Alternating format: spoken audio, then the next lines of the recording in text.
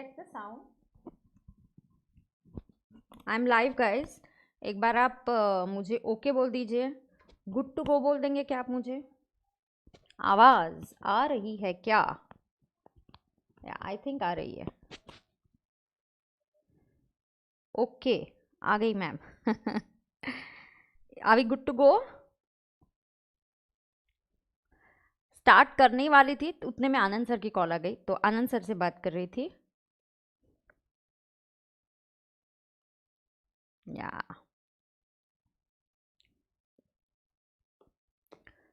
चलो करें start. Recording on करना है, मुझे याद दिलाना. यप करूँ क्या? चालू चॅटिंग होगा यूट्यूब पे. चला लवकर करा. किती जॉईन झाले रे मुलांनो? गुड इवनिंग गुड नाइट इधर ही बोल देना आज. करूँ क्या? चालू आ गया इधर आवाज. हाँ क्या रे, गुड इवनिंग गुड नाइट आज इधर ही कर देना. कितने मैसेजेस डालते तुम लोग? कैसे हो तुम लोग? How are you all doing बच्चा लोग? गुड.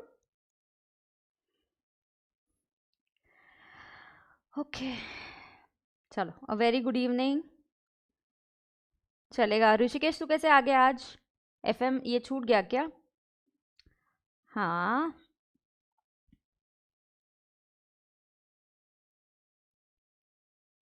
ग्रीन सिग्नल दे दिया रियाना ने. Good good to go. चले करें स्टार्ट. मैं अच्छी हूँ. आई होप आप लोगों ने टाइम टेबल बना लिया है बच्चा लोग.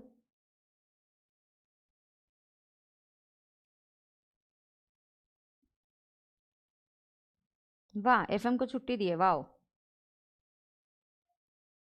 अभिषेक मेरा ही लेक्चर कंप्लीट करके आ गया आज. आम्ही पण आहोत मॅम. शाबास बरं झालं. करें स्टार्ट. चलो good going guys. So good to see you all back. है ना? हाँ करूँ क्या?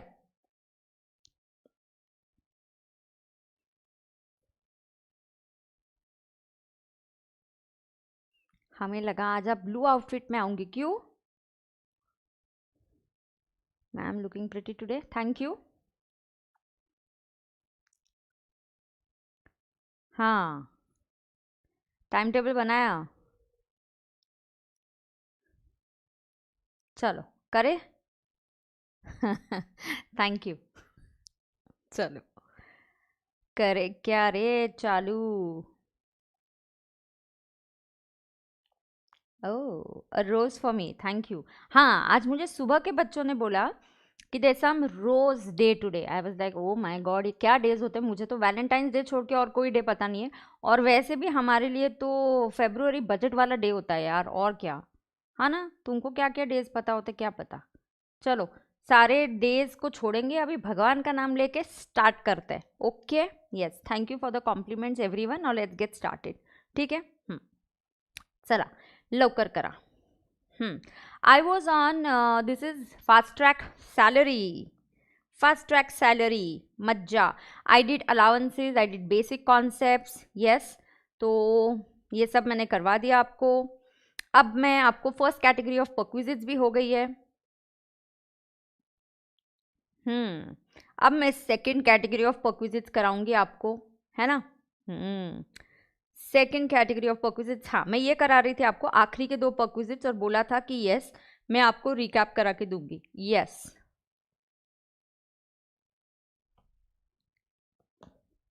चलो late us understand and focus. चलो करे चालू बच्चा लोग. हाँ यश से पूछो बाद में ले लेंगे. यश तो हमको डेज के बारे में बाद में इंफॉर्मेशन देना, अभी हमको पढ़ाई करनी है. Okay so this is a recording that I am doing with.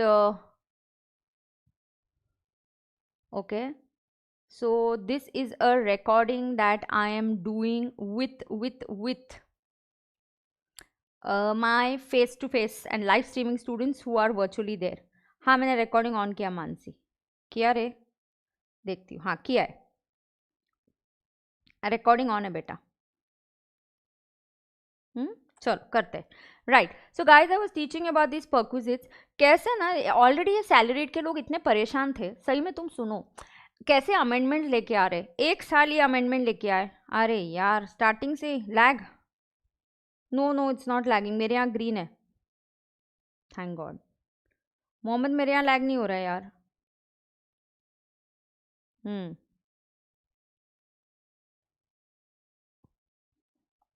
हाँ अब सुनो। यस तो देखो सैलरी में कैसे, हाय गुड इवनिंग, चलो ऑल गुड ना। हाँ सैलरी में मेरे कैसे अमेंडमेंट्स आए, देखो गवर्नमेंट ने कैसे सोचा। पहले आया ये फाइनेंस एक्ट का अमेंडमेंट, ओके। तो पहले आया ये फाइनेंस एक्ट का अमेंडमेंट। बेटा ये फाइनेंस एक्ट का अमेंडमेंट क्या है, फाइनेंस एक्ट के अमेंडमेंट में 2020 में अमेंडमेंट आया। तो यहाँ पे इन्होंने सोचा यार एम्प्लॉयर इतना दे रहा है, जैसे ये देखो बाबूराव की सैलरी कम है तो उसको 12% तक मिल रहा है तो कोई प्रॉब्लम नहीं है, तो उसको 1,20,000 है ना। लेकिन राजू की सैलरी अगर 80 लाख है तो उसका 12% बन जाता है 9,60,000, तो उसका 12% बन जाएगा 9,60,000, करेक्ट। यस तो उसका 12% बनेगा 9,60,000। अब क्या होता था, ये भी एग्जाम्ट और ये भी एग्जाम्ट। फिर गवर्नमेंट को थोड़ा दर्द होने लगा, गवर्नमेंट बोले यार ये राजू को बेनिफिट, तू क्यों बीच में बात कर रहा है। हाँ तो गवर्नमेंट को जो है वो दर्द होने लगा। गवर्नमेंट ने बोला यार ये हमने 12% देके गलती कर ली क्या, ये देखो राजू क्या कर रहा है, इतना बड़ा एग्जाम्शन उसको अमाउंट का जा रहा है। तो गवर्नमेंट ने बोला नहीं नहीं हमने गलती नहीं करी है, एक करते एक लिमिट लगा देंगे। हाँ तो एक परक्विजिट में एक उन्होंने क्लॉज ऐड कर दिया, एक नया परक्विजिट इंट्रोड्यूस कर दिया। उसमें उन्होंने क्या बोला, उन्होंने बोला कि एक काम करेंगे, ये तीनों बेनिफिट्स एम्प्लॉयर के कॉन्ट्रीब्यूशंस कहाँ कहाँ, employers contribution to recognised provident fund, employers contribution to NPS जो एटीसीसीडी के लिए है, employers contribution to superannuation fund. तीनों का आप कॉन्ट्रीब्यूशन तीनों के टोटल ले लो, 7.5 लाख के अंदर है तो शाबाश, जो एग्जाम्शन पूरा एग्जाम्ट। हाँ लेकिन जैसे इस केस में 9,60,000 का एग्जाम्शन मिल रहा है तो 7.5 लाख तक अलाउड है, 2,10,000 एडिड एज परक्विजिट। हाँ एडिट एज परक्विजिट। तो फटाफट क्या करने का, ये तीनों चीजों का टोटल लेने का, 7.5 लाख तक है तो एग्जाम्प्ट मिलेगा, 7.5 लाख के ऊपर चला गया तो बन जाएगा टैक्सेबल। एग्जैक्टली हाँ तो ये टैक्सेबल बन जाएगा। यार सिर्फ ये 2,10,000 टैक्सेबल नहीं करना है हमको, 2,10,000 में 2,10,000 में अपने को क्या ऐड करने का, 2,10,000 में अपने को ऑल्सो उसका इंटरेस्ट और बोनस मिलता है ना, जैसे प्रोविडेंट फंड पे इंटरेस्ट मिलता है। तो गवर्नमेंट ने क्या बोला, ये 7.5 लाख इधर है, ये देखो इधर है, इधर 7.5 लाख इधर है, इसके ऊपर जो अमाउंट है वो टैक्सेबल। तो ये ऊपर वाली अमाउंट पे जो इंटरेस्ट मिलेगा प्रोपोर्शनेट इंटरेस्ट वो भी टैक्सेबल हो जाएगा, तो वो प्रोपोर्शनेट इंटरेस्ट भी टैक्सेबल हो जाएगा।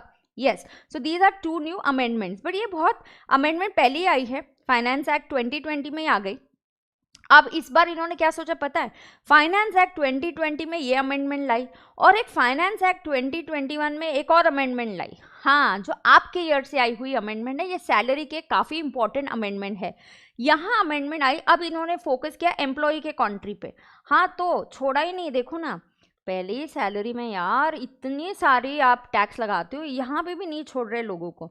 तो फाइनेंस एक्ट 2020 में आपने क्या किया, 2020 में आपने एम्प्लॉयर की कंट्रीज कहाँ कहाँ, आरपीएफ, एनपीएस, सुपर एन्यूएशन फंड, जितना कंट्रीब्यूशन कर रहे हो उसकी टोटल ले लो, 7.5 लाख के ऊपर है तो इनकम में ऐड कर दो। वंश तो कितने दिनों के बाद आया है आज, हाँ उसको ऐड कर दो। चलो जो भी बच्चे अभी लेट आए फटाफट, गुड इवनिंग संस्कार, गुड इवनिंग, फटाफट सब ज्वाइन कर लो। हाँ फोकस करो अभी, ठीक है। यस तो यार हमने क्या बोला, ये टोटल ले लो, 7.5 लाख तक इसको एग्जाम्प्ट कर दो, बचा हुआ अमाउंट जो है उसको क्या कर दो बेटा, बची हुई अमाउंट को परक्विजिट में ऐड कर दो। वो ये 2,10,000 का जो इंटरेस्ट है प्रोपोर्शनेट इंटरेस्ट, उसको भी परक्विजिट में ऐड करो। तो मैम ये बात हुई एम्प्लॉयर के कॉन्ट्री की। हाँ तो अब एम्प्लॉय के कॉन्ट्री को भी नहीं छोड़ा, ये अमेंडमेंट आपके एवाई के लिए नहीं है। So this is a new amendment for you guys. या सो मे अटेम्प्ट में अमेंडमेंट पे फोकस करना बनता है। तो ये वैसे भी मई 22 के लिए है, नवंबर 22 के लिए है ना। So now what you have to understand, amendment तो है, so this is applicable May 22 onwards, मतलब मई 22, नवंबर 22, अगले जो भी अटेम्प्ट है सबके लिए ये एप्लीकेबल हो गया है। तो अब यहाँ पे होता क्या है, देखो अब इन्होंने बोला यार एम्प्लॉय का कॉन्ट्री। अब देखो राजू जैसे लोग बहुत स्मार्ट थे, अब ये लोग क्या करते हैं, राजू होगा कोई और होगा, तो देखो कैसे करते हैं, I go to my CA, okay so I go to my CA and I say यार कुछ तो बता ना, इन्वेस्टमेंट्स किधर करूँ, थोड़ा सा टैक्स प्लानिंग करने को बता ना, क्या करूँ? तो मैं बोलती हूँ यार एक काम करना, तू तो सैलरीड है, एक काम कर दे, तेरा ओन कंट्री है ना, वो ज़्यादा डाल दे। मतलब क्या, मैं देख बोलती हूँ आपको, देखो दिस एम्प्लॉयर्स कंट्री, एम्प्लॉयर कम से कम कंट्री डालेगा जितना कंपलसरी बोला जाता है। एम्प्लॉयर क्यों जानबूझ के ज़्यादा पैसे डालेगा? वो नहीं डालेगा। एम्प्लॉयर का कंट्री सपोज लॉ के हिसाब से, प्रोविडेंट फंड एक्ट के हिसाब से you are suppose to contribute 8 lakhs, और वील से ये बाबूराव के हिसाब से लेंगे, हाँ बाबूराव की सैलरी के हिसाब से लेंगे कि 10 लाख है, और बाबूराव को एम्प्लॉयर कंट्रीब्यूट कर रहा है 1,20,000। एम्प्लॉयर बोलेगा ये बस इतना ही करेंगे, इससे ज़्यादा नहीं करेंगे। बाबूराव का खुद का country, own country, own country, this is also 1,20,000। Baburao can voluntarily contribute मोर, हाँ याद आ रहा है आपको, very good. Baburao can voluntarily, can, हाँ कैन, कंपल्सरी नहीं है, कैन वॉलेंटरीली मतलब उसकी खुद की इच्छा से, वॉलेंटरीली कंट्रीब्यूट मोर। तो बाबूराव क्या कर सकते हैं? वॉलेंटरीली ही कैन कंट्रीब्यूट मोर, हाँ करने दो कंट्रीब्यूट, ठीक है। तो बाबूराव आपके पास आता है कि यार मैं क्या करूँ, मुझे बताओ ना, मेरे पास कुछ पैसे पड़े हैं, मुझे इन्वेस्ट करना है, कहाँ करूँ? यार बैंक में डाला तो एक तो इतना कम रेट ऑफ इंटरेस्ट, एफडी में डालो इतना कम रेट ऑफ इंटरेस्ट, वो भी टैक्सेबल, क्या यार बहुत टैक्स लगता है, कुछ तो बोलो टैक्स फ्री। तो I tell him okay you contribute additional, उसके पास जो भी फंड्स पड़े हैं, tell him contribute 4-5 lakhs additional, he has some funds, I tell him 5 lakhs आप कंट्रीब्यूट करो ओन फंड में। हाँ तो कैसा होगा? एम्प्लॉयर का कंट्री 120, फाइन, ओन कंट्री ये 5 lakhs और ये 120, तो 6,20,000। यार इस 620 पे मुझे इंटरेस्ट मिलेगा, आरपीएफ पे इंटरेस्ट 9-9.5% मिलता है, और 9.5% तक एग्जम्प्ट है। हाँ 9.5 ही जनरली उसके अंदर ही मिलता है। तो जो भी मुझे इंटरेस्ट मिलेगा 6,20,000 पे, ये मेरे लिए एग्जम्प्ट हो जाएगा। तो जो ओन कंट्री है ना, मैं क्यों जाके कहीं और करूँ यार, यहाँ एग्जम्प्ट हो रहा है। तो मैम पीपीएफ वाला भी एग्जम्प्ट है ना? अरे यार पीपीएफ में लेकिन लिमिट है ना 1.5 लाख, पब्लिक प्रोविडेंट फंड का इंटरेस्ट भी एग्जम्प्ट है। मेरे को पता है, बाबूराव सीए से कंसल्ट कर रहा है, सीए जवाब दे रहा है इधर, सीए को पता है पीपीएफ की लिमिट 1.5 लाख के बाबूराव ने कर दिया है, या एटीसी की लिमिट 1.5 लाख है, सब जगह मेरा हो गया है यार। अब बोलो कहाँ करूँ? तो यहाँ क्या होता है, ये जो 6,20,000 उस पर इंटरेस्ट ही इंटरेस्ट मिल रहा है, एग्जम्प्ट ही एग्जम्प्ट है। गवर्नमेंट को होता है दर्द, सैलरी लोगों से तो खास दर्द हो रहा है उनको, सही में सैलरी लोगों को बहुत कम छूट दे रखी है। तो गवर्नमेंट ने बोला okay up to 2.5 lakh Baburao, 2.5 lakh तक आप जो भी कंट्रीब्यूट करोगे और उस 2.5 लाख पे जो भी इंटरेस्ट होगा वो एग्जम्प्ट होगा, उसके ऊपर वाला इंटरेस्ट हम टैक्सेबल कर देंगे। तो whatever Baburao contribute up to 2,50,000 हम इसको एग्जम्प्ट करेंगे। अबाउट 2,50,000 ओन कंट्री के ऊपर का जो भी कॉन्ट्रीब्यूशन और उस पर जो भी इंटरेस्ट आएगा उस पर लगाएंगे हम टैक्स। यस ऐसा एक यहाँ पे पर्पल कलर का स्टार है जो आपको ढूंढना है, मिल गया। ये देखो on page numbers will not match, fast track के पेज नंबर्स अलग हो सकते हैं, रामबाण के अलग हो सकते हैं। तो आप ऐसे करो, आप इस कॉन्सेप्ट पे आ जाओ, टैक्सेबिलिटी ऑफ प्रोविडेंट फंड जहाँ पे होगा, यस उसके नीचे ही एक नोट दिया हुआ है। सो ये देखो as per section 10(11) any payment from provident fund act, now see यहाँ क्या बोलते हैं, any payment from provident fund act या PPF would be exempt, correct. तो हमको पता है पीपीएफ से जो भी पैसे मिलेंगे, प्रोविडेंट फंड से जो भी मिलेंगे, ये एग्जम्प्ट होता है, okay. accumulated balance due and becoming payable to an employee participating in recognized provident fund would be exempt। तो accumulated balance क्या होगा? would be exempt। however the exemption under 10(11), 10(12) would not be applicable in respect of income, interest जो एक्री हो रहा है इन respect of interest. तो अब हम किसकी बात कर रहे हैं? इंटरेस्ट की। ये जो इंटरेस्ट है, कितना इंटरेस्ट एग्जम्प्ट नहीं करोगे? अरे सिर्फ उतना ही that relates to the amount of the contribution made by the employee in excess of 2,50,000। तो बाबूराव तुम कितना कॉन्ट्रीब्यूट कर रहे हो? 620। अप टू इस 620 में से 2.5 लाख तक जो भी इंटरेस्ट मिलेगा, अयो 2.5 लाख मैम, ये इंटरेस्ट क्या होगा? ये एग्जम्प्ट होगा। हाँ 620 में से 2.5 लाख माइनस करो, 620 में से 2.5 लाख माइनस करो, मेरा दिमाग नहीं चल रहा है अभी। 6 370, check it if it's right.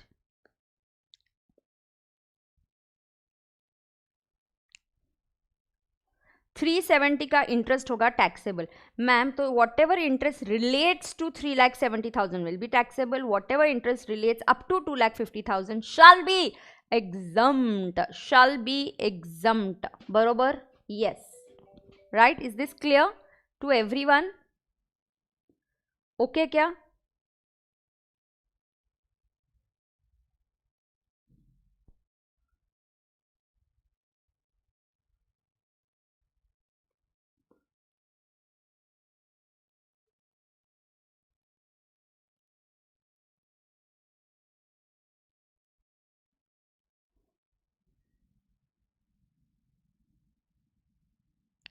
Okay या तो ऐसा ये कब आया? ये फाइनेंस एक्ट 2021 में आया। अभी फाइनेंस एक्ट 2022 में कुछ टैक्सेबल नहीं आया, थैंक गॉड। ये प्रोविडेंट फंड के पीछे ही पड़े थे। फाइनेंस एक्ट 2020 में एम्प्लॉयर के कॉन्ट्री पे बम फटा, फिर फाइनेंस एक्ट 2021 में एम्प्लॉय के कॉन्ट्री के ऊपर बम फटा। 2022 में अभी तक फिलहाल कुछ नहीं है। डिटेल में मेरा बजट का रीडिंग अभी चल रहा है, but there doesn't seem to be any change in this part at least, correct. हाँ, ये लिमिट 2.5 लाख की जगह पे 5 लाख की होगी अगर वहाँ एम्प्लॉयर का कॉन्ट्री नहीं होता। कुछ कुछ प्लेसेस होते हैं जहाँ एम्प्लॉयर कंट्रीब्यूट नहीं करता, वेरी रेयरली ऐसा होता है। बाय चांस ऐसा हो गया कि एम्प्लॉयर का कॉन्ट्री नहीं है, तो आपको 5 लाख तक एग्जम्पशन मिलेगा। आपके 2.5 और एम्प्लॉयर के 2.5 पकड़ लिए जाएंगे आपके इसमें, तो आपको 5 लाख तक एग्जम्पशन मिलेगा, ठीक है। हाँ, can I contribute? See, there is no restriction on contributing. Can Babu Rao go and put 6,20,000 as his own voluntary contribution, additional money? Yes, he can. Today also can he do that? Yes, but he will have to keep it in mind कि 2.5 लाख का उसका जो कॉन्ट्री है उसके ऊपर का interest exam होगा। 2.5 लाख के ऊपर, उसके ऊपर जो कॉन्ट्री करेगा और उसके ऊपर वाली अमाउंट पे जो इंटरेस्ट होगा वो बाबूराव के हैंड्स में टैक्सेबल होगा। This is what he will have to remember. This is an amendment with effect from AY 22-23। तो ये काफी इंपॉर्टेंट अमेंडमेंट आया हुआ है। Yup, so are you all good to go? चला लवकर। यस, तो ये अमेंडमेंट जो मैंने स्किप किया था मैंने अभी कवर कर दिया। पीएफ का मुझे साथ में लेना था। एम्प्लॉयर कॉन्ट्री याद रखना, 7.5 लाख की लिमिट, एम्प्लॉय कॉन्ट्री को 2.5 लाख तक इंटरेस्ट एग्जाम, उसके ऊपर का इंटरेस्ट टैक्सेबल। मजा। Now I move on to the second category. हाँ, ये थोड़ा सा कॉम्प्लिकेटेड वे में है, इससे रिलेटेड एक क्वेश्चन है। अगर हमें टाइम मिला, आज तो मैं थेरोटिकली पार्ट कंप्लीट करूँगी, तो टाइम मिला तो देखेंगे उसका एक क्वेश्चन कर लेंगे, वरना फास्ट ट्रैक के लिए तो वो क्वेश्चन आएगा ही, आपके लिए तो होगा ही वो। yes, now perquisites taxable in the hands of specified employees. So that's it. I have perquisites taxable in the hands of specified employees, then I have a very little part remaining, है ना। So perquisites taxable in the hands of कुछ of course scale of salary, arrears, छोटी मोटी बातें यहाँ वहाँ से, कुछ प्रॉब्लम में जनरली कैसे आपको ध्यान में रखना है, क्या हिंट देने हैं, थोड़ा सा हम ध्यान करके डिस्कस करेंगे। So perquisites for specified employee, यार, who is a specified employee? Director of a company is a specified employee. Person having substantial interest in the company. So if a person is having substantial interest in the company, 20% or more equity shareholding, equity, हाँ, कभी भी preference shareholding नहीं लेने का, 20% or more equity shareholding या voting rights या share of profit आपको 20% and more मिल रहा है ना, तो इसको आप substantial interest मानेंगे. So this will be taken as substantial interest.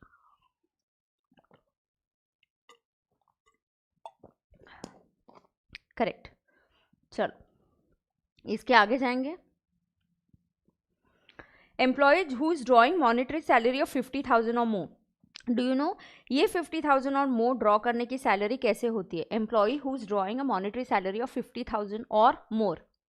So who is drawing a monetary salary of 50,000 और मोर, ये कैसे कैलकुलेट किया जाता है? You count whatever salary he is getting in cash. In kind नहीं लेने का, मॉनिटरी सैलरी ऐड करते जाने का. जो भी मॉनिटरी है ऐड करो, उसका ग्रॉस सैलरी निकालो, उसमें से सेक्शन 16 के डिडक्शंस माइनस करो, जैसे कि स्टैंडर्ड डिडक्शन 50,000, एंटरटेनमेंट अलाउंस का होगा तो, है ना, और प्रोफेशन टैक्स का होगा तो वो कर देना। तो ये जो सैलरी आएगी, ये वाली, ये जो मैं सर्कल कर रही हूँ, ये सैलरी अगर it exceeds 50,000, yes, if it exceeds 50,000, then we are going to say that okay, you are a specified employee. If it is up to 50,000, then you're not a specified employee. It is less than 50,000, then you're not a specified employee. तो ये जो salary check करते हैं ma'am, इसमें ये जो salary add होती है बेटा, इसमें सिर्फ मॉनेटरी सैलरी ऐड की जाती है, इसमें सैलरी जो काइंड में मिलता है वो कंसिडर नहीं किया जाता।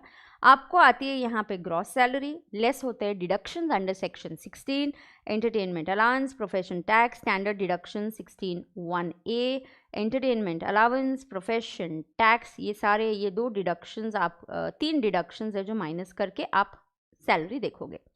एक बार आपने डिसाइड कर लिया कि आप स्पेसिफाइड एम्प्लॉय हो, yes, once you decide that you are a specified employee, तो होता क्या है यार, there are 7 perquisites that are taxable in your hands. How many? There are 7 perquisites that are taxable in, क्या हो गया, ये फ्रीज हो गया क्या, नहीं, हाँ, there are 7 perquisites that are taxable in the hands of only specified employee. तो मैम अगर ये 7 perquisites मुझे मिले और मैं स्पेसिफाइड एम्प्लॉय नहीं हूँ, ये 7 perquisites मुझे मिले और मैं स्पेसिफाइड एम्प्लॉय नहीं हूँ, तो क्या ये टैक्सेबल होंगे? बिल्कुल नहीं। माने ये 7 perquisites will be taxable only in the hands of specified employee. ये 7 perquisites will be taxable only in the hands of specified employee. Okay ma'am, पहला है facility of sweeper, gardener, watchman, domestic servant. Now facility of sweeper, gardener, watchman, domestic servant, you know there's a very thin line of difference that you need to understand. हाँ, the value of perquisite कितना होता है यार, जितना employer का खर्चा होता है उतना perquisite होता है, but there's a very thin line of difference. What is this? See, अगर servant is appointed by, अगर employer servant appoint करता है, देखो, I'll just close the window, क्या, not my dog of course, but it's my neighbor's dog. Okay, so let us understand. I'll just close the window, थोड़ा सा बंद करती हूँ, if it helps, let's see.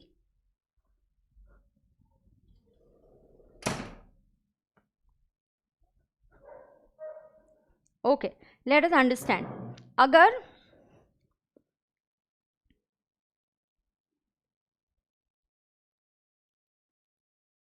हाँ, तो अगर employer is paying, appointing the servant, मतलब employer is providing this facility कि आपको सर्वेंट अपॉइंट करके दिया है, वो सैलरी पे कर रहा है, yes, then this is a perquisite is 15,000, या तो यहाँ पे परक्विजिट होगा 15,000, एंड ये कौन सा परक्विजिट होता है, taxable in the hands of, taxable in the hands of only specified employee, taxable in the hands of specified employ.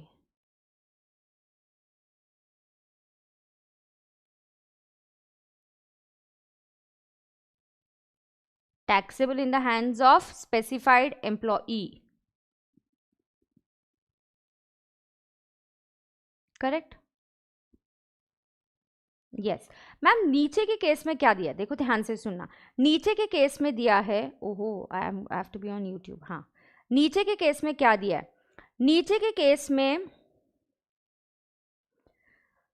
Employee is appointing the servant, मतलब मेरा सर्वेंट है, मैंने अपॉइंट किया और एम्प्लॉयर सैलरी दे रहा है, यार this is fulfilment of obligation. Yes, देखो कैसे थोड़ा सा डिफरेंस होता है यहाँ पे, ये बहुत इंपॉर्टेंट होता है। तो ये जो है एम्प्लॉई जो है, यस, तो यहाँ पे क्या बन गया, this is fulfilment of obligation बेटा। परक्विजिट उतना ही होगा, सिर्फ फर्क ये है कि यार अगर एम्प्लॉई अपॉइंट कर रहा है तो ये फुलफिलमेंट ऑफ ऑब्लिगेशन होता है। मोमेंट ये फुलफिलमेंट ऑफ ऑब्लिगेशन हो जाए ना, तो मुझे देखना ही नहीं है आप स्पेसिफाइड एम्प्लॉई हो या नॉन स्पेसिफाइड एम्प्लॉई हो, आपके हैंड्स में ये टैक्सेबल होना ही है। So I am not gonna see whether you are specified और you are not specified. Okay, तो मैं देखने नहीं वाली हूँ कि आप स्पेसिफाइड हो या आप स्पेसिफाइड नहीं हो। यस, तो ये बन जाता है fulfilment of obligation, and moment it becomes fulfilment of obligation it is taxable in the hands of all. Yes, this is taxable in the hands of all employees. Correct, तो ये बन जाएगा taxable in the hands of all employees, मज्जा, बरोबर। Yes ma'am, so this is done. ये होता है servant. हाँ, यहाँ एक की पॉइंट है जो मॉड्यूल में भी कवर्ड है, तो मैं जस्ट बताती हूँ। अगर गार्डनर, तो यहाँ पे आपको कौन मिला, gardener. If gardener is provide, अच्छा मैम यहाँ ये sweeper, gardener, watchman, domestic servant कुछ भी हो सकता है, कुक हो सकता है, सिक्योरिटी गार्ड हो सकता है, गार्डनर हो सकता है, स्वीपर हो सकता है, कोई भी डोमेस्टिक सर्वेंट हो सकता है। ओके मैम, अगर मैंने एम्प्लॉय किया, मैं एम्प्लॉय हूँ और मैंने सर्वेंट रखा और मेरी कंपनी उसको सैलरी दे रही है यार, then this is fulfilment of obligation. And if it is fulfilment of obligation then it's gonna be taxable in the hands of all. Okay ma'am, सिर्फ एक पॉइंट आपको क्या नोट करना है, गार्डनर की जो सैलरी है it will be exempt provided gardener के साथ आपने ऐसा ड्राइंग कर सकते हो, owned house, owned accommodation, company का ओन्ड अकोमोडेशन आपको दिया है और उसके साथ गार्डनर मिला, तो ओन्ड अकोमोडेशन के साथ gardener free free free free free, then income tax we will not tax it. Income taxes ये गार्डनर का परक्विजिट हो जाएगा फ्री, ये बन जाएगा एग्जम्प्ट। हाँ, ये गार्डनर की जो सैलरी है वो बन जाएगी एग्जम्प्ट। हाँ, कंपनी बोलती है यार हमारे खुद का बंगलो है, हमको मस्त नीट एंड क्लीन रखने का है, हाँ एकदम ट्रिमिंग करके गार्डन वार्डन एकदम अच्छे से रखने का है, तो चलो गार्डन का जो परक्विजिट है वो एग्जम्प्ट करेंगे, provided the accommodation that is given is a owned accommodation. हाँ, वरना ये फ्री या एग्जम्प्ट नहीं होगा, फिर ये टैक्सेबल बन जाएगा। Got it? I go ahead. Education facility best है। एजुकेशन से रिलेटेड फटाफट सब बताती हूँ तो क्लैरिटी आ जाएगी। एजुकेशन, मेडिकल, कार फटाफट हम कर लेंगे तो ज़्यादा टाइम नहीं लगेगा। Yes, I don't have much part remaining, right, so let's do it.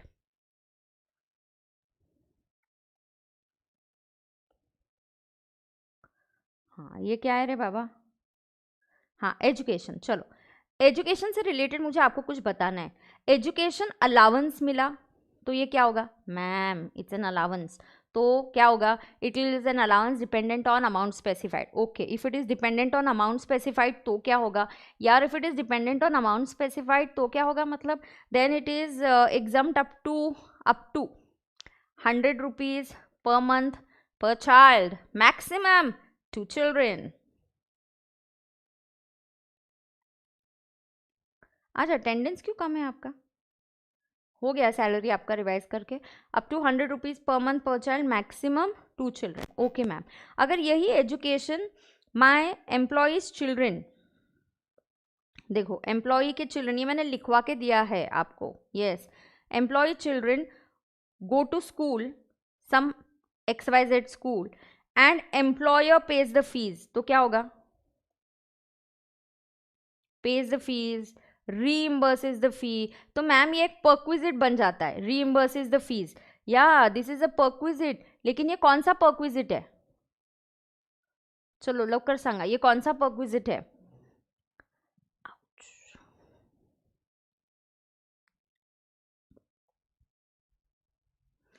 ये कौन सा परक्विजिट है? Yes ma'am, this is fulfilment of obligation. यार मेरे बच्चे स्कूल जा रहे तो मैंने ही फी भरनी चाहिए ना ऑब्वियसली, तो then this becomes fulfilment of obligation, खत्म। And moment it becomes fulfilment of obligation तो आपको क्वेश्चन में दिया जाएगा कि school fees of 18,000, school fee of 1 lakh, school fee of 50,000 employer ने रीइंबर्स किया, पे किया, यार this is fulfilment of obligation. Exactly, लेकिन मैम यही अगर एजुकेशन से रिलेटेड है, समझ लेना, यही अगर एजुकेशन मैंने एम्प्लॉयर के स्कूल में जा रहे हैं, so they are getting education in employer school.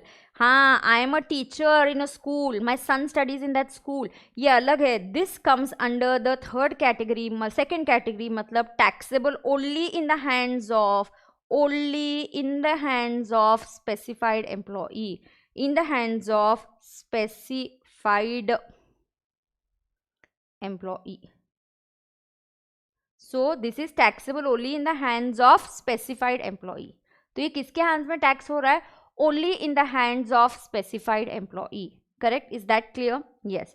So this is in employer school and taxable only in the hands of specified employee. Okay ma'am. तो employer के स्कूल में बच्चे जा रहे हैं, यहाँ पे अगर अप टू 1000 पर मंथ तक फी आपको फैसिलिटी मिल रही फ्री में, then it is fully exempt. हाँ, but this is only for children, हाँ, एम्प्लॉय के बच्चे जा रहे, children. Yes, if it is about 1000, then it is fully taxable. About 1000 then up to 1000 वगैरह कुछ छूट वूट नहीं मिलेगी। हाँ, अबाउट 1000 पर मंथ है तो it will become fully taxable. ये किसके लिए है? ये चिल्ड्रन के लिए है, एम्प्लॉय के बच्चे। हाँ, अमाउंट रिकवर्ड तो ऑफकोर्स माइनस होगा। एंड अदर देन चिल्ड्रन अगर कोई पढ़ रहा है, अदर देन चिल्ड्रन मतलब आपका भाई, आपकी बहन, आपके पहचान वाले का कोई है, आपके रिलेटिव है, अदर देन चिल्ड्रन है, then it is fully taxable. Of course सब जगह, दोनों जगह amount recovered can be deducted, तो बट लेकिन यहाँ पे 1000 वाला बेनिफिट नहीं होगा। This is fully taxable even up to 1000 और अबाउट 1000 और अबाउट 1000, यस, अबाउट 1000 हो, अप टू 1000 हो, ये फुल्ली टैक्सेबल होगा। क्योंकि एजुकेशन की बात चल रही, तो मैं बता दूं, कभी कभी आप आपके एम्प्लॉयज़ को भी देते हो एजुकेशन ट्रेनिंग, उनके लिए आप सेमिनार के पैसे भरते हो, तो मैं भी करती हूँ। मेरे स्टाफ जो है, आर्टिकल्स है, sometimes there are amendments, tax audit का अमेंडमेंट होता है, so I tell them, so I pay for their seminar और conference and I tell them you have to go and attend it. कभी excel का training करवाते हैं, तो updation training बहुत ज़रूरी होता है। तो ट्रेनिंग अगर आप आपके एम्प्लॉयज़ को देते हो, उनके लिए कोई सेमिनार वगैरह की फ़ीस पे करते हो, देन इट इज़ एग्जम्प्ट। हाँ, so training, seminar fees paid for employees is exempt from tax. हाँ, इससे एम्प्लॉय का तो फ़ायदा हो ही रहा है, बट ज़्यादा फ़ायदा मेरा हो रहा है, एम्प्लॉयर का। हाँ, तो that is why this is a exempt perquisite. अगर मैंने लेक्चर में मेंशन किया होगा, नहीं तो यहाँ पे आप नोट कर सकते हो कि ट्रेनिंग किसको दे रहे हो बेटा आप? Training, seminars for the staff, और उसका खर्चा for the staff employee is a exempt perquisite. हाँ, इज अ एग्जम्प्ट परक्विजिट।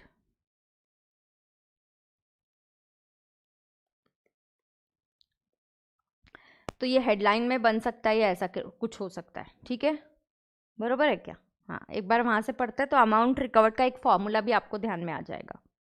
तो ये एजुकेशन से रिलेटेड मैंने सब बताया। एजुकेशन अलाउंस है, एम्प्लॉय के बच्चे किसी और स्कूल में पढ़ रहे, एम्प्लॉयर के नहीं, तो आपने फीस पे करी, this is fulfilment of obligation.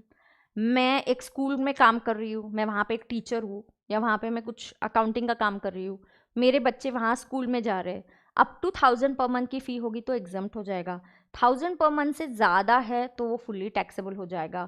आपसे कुछ अमाउंट रिकवर किया तो minus. Ma'am this is 1000 per month per child, no restriction on number of children. हाँ, so no restriction on number of children, इस प्रोविजन में नंबर ऑफ चिल्ड्रन पे restriction नहीं है, जो एजुकेशन अलाउंस में 2 चिल्ड्रन की है और यहाँ पे है।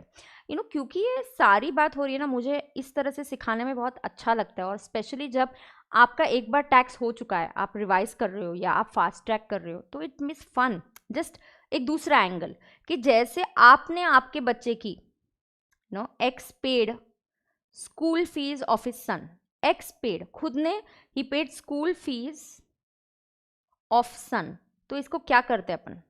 हाँ, उसको एटीसी का डिडक्शन देते क्या अपन? हाँ, एटीसी का डिडक्शन भी याद रखने का। तो ऐसा सब कुछ देखो, मुझे ऐसे पढ़ाने में मज़ा आता है। यस, ही पे स्कूल फीस ऑफ हिज सन, तो क्या होगा यार मैम, उसको एटीसी मिलेगा। एटीसी में 2 चिल्ड्रन का रेस्ट्रिक्शन है, so school fees, tuition fees. Tuition fees से मेरा बोलने का मतलब ये नहीं होता कि बच्चे का कोचिंग क्लास की फीस का एटीसी नहीं मिलता। स्कूल फीस में भी एक कंपोनेंट होता है ट्यूशन फीस का, हाँ, उसका एटीसी मिलता है। So X paid school fees of his son, 2 children, maximum 2 children. So देखो कैसे एजुकेशन से रिलेटेड हम, हाँ, और यही मैंने स्कूल फीस पे करी और एम्प्लॉयर ने रीइंबर्स करी तो मेरा परक्विजिट बन जाएगा। हाँ, तो ये जो है इस टाइप का आपको थिंकिंग करना है कि टोटल ओवरऑल पिक्चर आना चाहिए।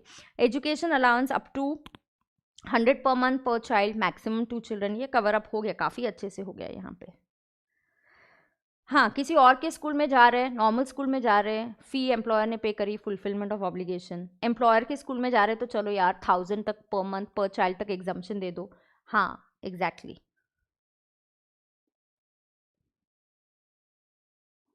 डन। हाँ, यहाँ देखते हैं अभी। यस, आपको एग्जाम्पल्स भी है, वो भी कर लेते हैं। cost up to 1,000 per month per child. Yes, so perquisite of the employer for perquisite for employer children up to 1,000 per month per child, this will be fully exempt. अगर कोई मेंबर जा रहा है and it is up to 1,000, it will be taxable, कोई exemption नहीं है क्योंकि member जा रहा है, यहाँ चिल्ड्रन जा रहे हैं, चिल्ड्रन और मेंबर में वो फ़र्क है. About 1,000 per month per child, then this is going to be fully taxable. Yeah, if the amount is recovered from the employee, will he get ATC deduction? हाँ मिलेगा, ATC मिलेगा, ATC मिलेगा बेटा. लेकिन मैम फीस तो 1,000 नहीं होती है ना, वो तो बहुत हाई होती है. नॉट नेसेसरी आकर्ष, स्कूल्स होते हैं जहाँ पे 1,000 के अंदर भी फीस होती है. हाँ, यहाँ पे है पूना में कुछ अच्छे रिनाउंड स्कूल्स जहाँ पे गवर्नमेंट ग्रांट्स मिलते हैं उनको, या मिशनरी स्कूल्स होते हैं. There are schools. हाँ, perquisite for employee children, yes correction कर दिया ना मानसी कर दिया. Of course Mansi fully taxable, ये भी fully taxable. Of course note amount recovered should be deducted and there is no restriction on number of children, no restriction on number of children.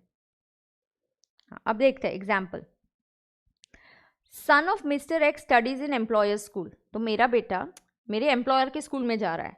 The school fees otherwise is 43,000 but employer says only 4,500 दे दे यार, तेरे को कुछ तू school fees मत दे, तू employee है, तू यहीं पे काम कर रहा है, तेरा बेटा जा रहा है, तू मत दे यार, सिर्फ 4,500 दे देना. हाँ ना, कैलकुलेट द परक्विजिट.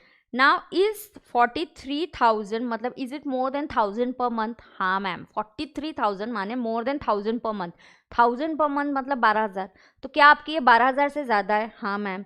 तो इस केस में परक्विजिट होगा 43,000 माइनस, कोई एग्जम्पशन नहीं, minus 4,500.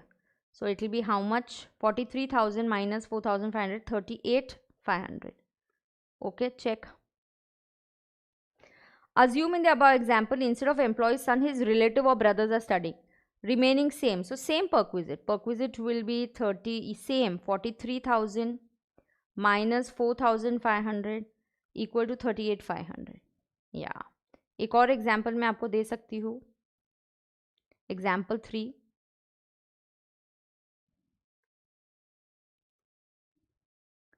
X's son studies in employer school.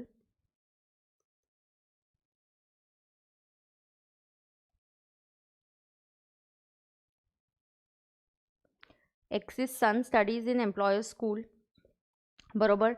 and इधर fees are 10,000 per annum. Yes, and no amount recovered from employee. Employee से कुछ नहीं लिया, कुछ नहीं लिया, एम्प्लॉय से हमने कुछ नहीं लिया. अब मुझे बताओ यार, आप एम्प्लॉयर के स्कूल में जा रहे हो, हाँ बच्चे को आपके वहाँ भेज रहे हो, 10,000 फीस है पर एनम, मतलब ये कितनी अमाउंट के नीचे है बेटा? ये हो गई 12,000 के नीचे. तो ma'am perquisite is equal to 0. Up to 1,000 fee, अगर अप टू 1,000 पर month per child is exempt. Yup,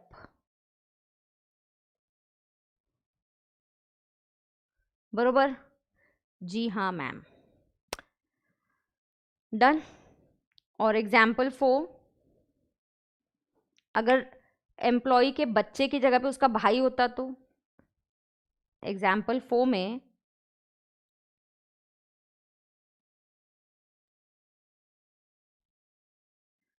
employ का ब्रदर होता तो. ऐप पे लेक्चर अपलोड होंगे कि नहीं मुझे नहीं पता. क्या होता है ऐप पे, there is another problem, understand that my subject is very lengthy. We have a restriction of आज, मतलब हमारे जो आज होते हैं, तो मेरा आई थिंक वो टोटल हो भी गया होगा, तो मैं नहीं भी शायद अपलोड कर पाऊंगी. I am not sure.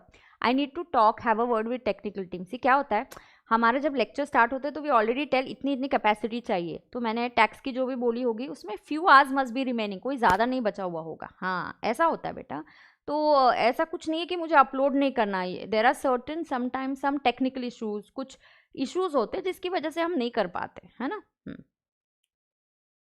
Example for employees brother is studying, son की जगह पे, हाँ फिर वो 1000 वगैरह का कुछ नहीं देखेंगे, तो परक्विजिट हो जाएगा पूरा 10,000, परक्विजिट विल बी 10,000। हाँ मैम, वो 1000 का एग्जाम्पशन किसको मिलता है मैम, अप टू 1000 का सिर्फ बच्चों को मिलता है।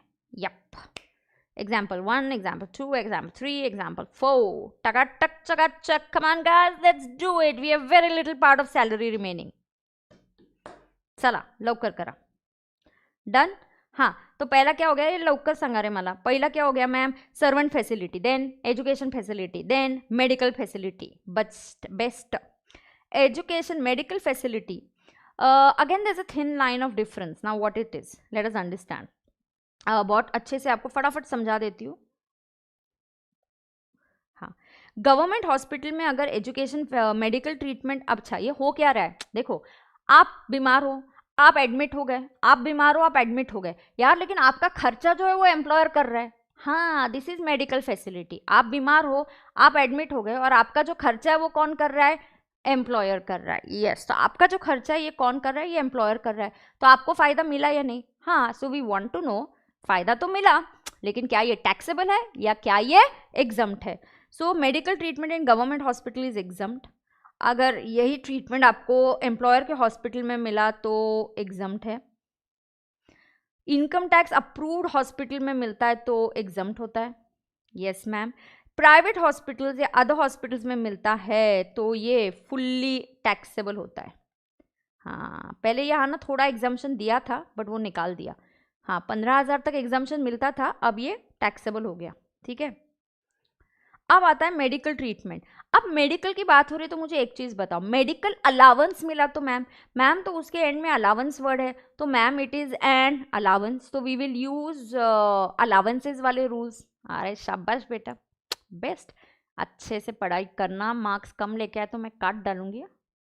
जी जान से मेहनत करो, थकना नहीं है और रुकना नहीं है, 14 घंटे पढ़ाई करनी है बैठ के, मैं पहले बता रही हूँ। Don't ask me anything else, study for 14 hours ना। अगेन ग्रुप 2 वाले मत आ जाना, मैम हमारी क्लासेस चल रही है, हमको 14 आवर्स नहीं मिल रहे, तो ऑब्वियसली ये तुम्हारे लिए एप्लीकेबल नहीं है। हाँ, तो ग्रुप 1 वाले बच्चे 14 घंटे पढ़ना है तो वो दिन आपका सफल हो गया। हाँ, बीच में 14 घंटे आप 2 दिन 14 आवर्स करो, बाकी के दिन 12 आवर्स करो, चलेगा। 12 आवर्स का तो टारगेट अचीव करो पहले। yes, try and achieve that. Okay, हाँ, so now let us understand medical treatment, medical allowance मिला। हाँ, ग्रुप 2 वाले बच्चे ऑलरेडी क्लासेस कर रहे हैं, तो मैं आपको ये सजेस्ट करूँगी, आप बोथ ग्रुप 6 थे तो आप ग्रुप 2 की क्लास में इतना फोकस करो कि एकदम वो लर्न ही हो जाए, तुरंत घर आके ग्रुप 2 की रिवीजन करनी है, फिर जिस दिन क्लास को छुट्टी मिलती है उस दिन बैठ के ग्रुप 1 रिवाइज करना है, तो वो भूलना नहीं है। तो अगर क्लासेस चल रही है तो उसका होमवर्क और उसका रिवीजन उसी के साथ करो, तो आपका ग्रुप 2 क्लास के साथ ही हो जाएगा। हाँ, और ग्रुप 1 के लिए संडे वाला दिन या एक आध दिन क्लास को किसी छुट्टी मिल गई आपको, तो आपको वो टाइम मिल जाता है, तो तभी आपको ग्रुप 1 का सब्जेक्ट लेके बैठना है। ऑफ कोर्स सेल्फ मोटिवेटेड रहना है, मैं मिल रही हूँ, तुम ऐसे देखो, मैं आपको पूछ रही हूँ 12 घंटे पढ़ाई हो रही है कि नहीं, ऐसा रोज बताओ मेरे को, खत्म, समझे क्या। डोंट टेक इट लाइटली, बाद में रोना नहीं, बाद में इतना बुरा लगे काश मैं थोड़ा ज़्यादा एफर्ट ले लेता। तुम एफर्ट लो, फिर रिजल्ट कुछ भी आने दो। हाँ, रिजल्ट कुछ भी आने दो, मैं तुम्हारे साथ हूँ, एफर्ट तो लो पहले, टेक एफर्ट्स। यस, अब चलो, चला चला लवकर करा। मेडिकल ट्रीटमेंट, तो मेडिकल की बात हो रही है, तो मेडिकल अलाउंस अगर बात करें,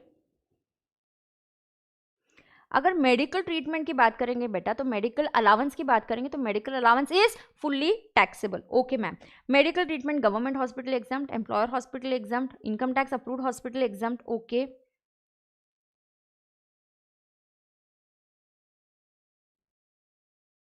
ओके, नाउ क्या होता है, listen.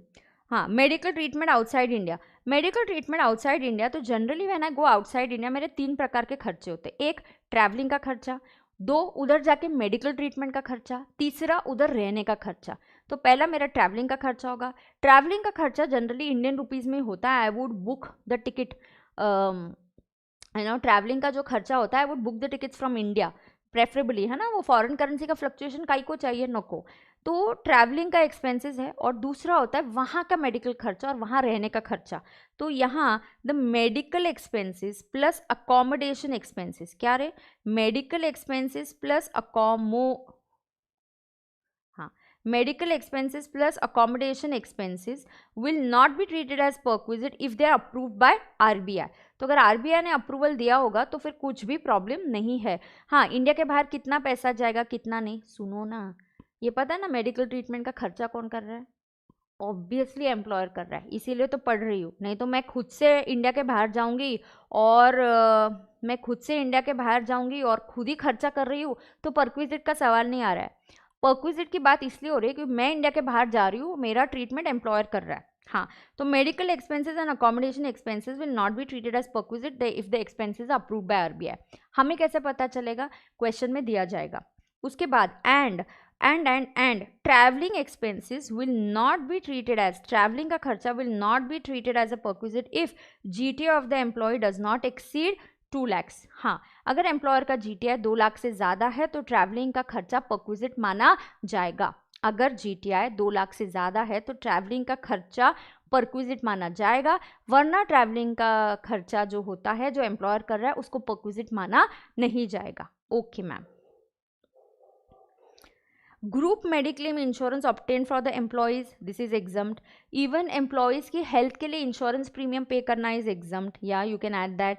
So even insurance premium paid for the health of the employee is exempt perquisite. Group insurance लिया तो एग्जम्प्ट, अकेले के हेल्थ पे insurance premium paid on health of employees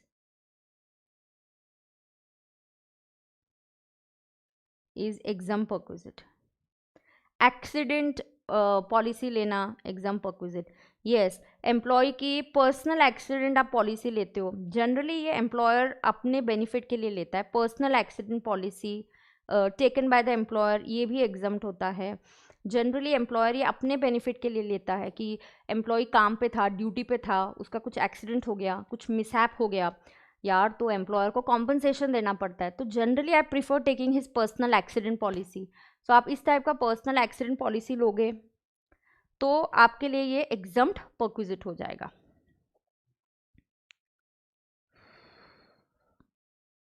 तो आपके लिए क्या होगा? ये एग्जम्प्ट परक्विजिट हो जाएगा। डन क्या? आज मेरा बहुत आवर्स का रिकॉर्डिंग हुआ है। मॉर्निंग 2 आवर्स का क्लास हुआ है, then I had 2 hours I did a recording, and now again I am teaching this, है ना। ठीक है, चलो। सो ये हो गया। हाँ ma'am, gas, electric, energy and water. Now listen, gas, electricity, energy and water, the value of benefits resulting from supply of gas. तो कभी कभी ना एम्प्लॉयर आपको इलेक्ट्रिसिटी, एम्प्लॉयर आपको अच्छा, एक मिनट रुको, मेडिकल से एक चीज़ बताती हूँ। अच्छा मैम, क्वेश्चन में दिया कि मेडिकल बिल्स एम्प्लॉई के नाम पे, एक मिनट, क्वेश्चन में दिया कि मेडिकल बिल्स किसके नाम पे? एम्प्लॉई के नाम पे।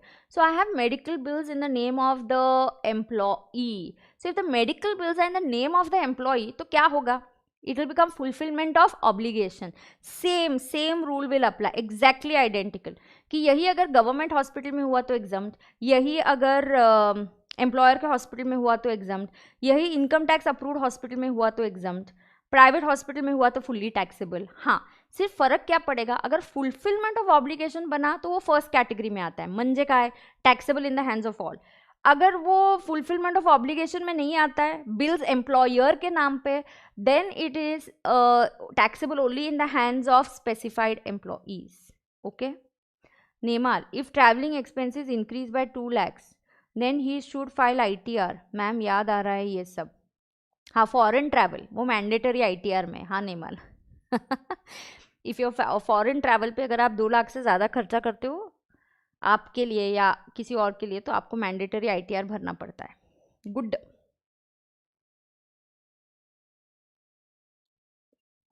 चलो, अगर आप गैस, इलेक्ट्रिसिटी, वाटर, है ना,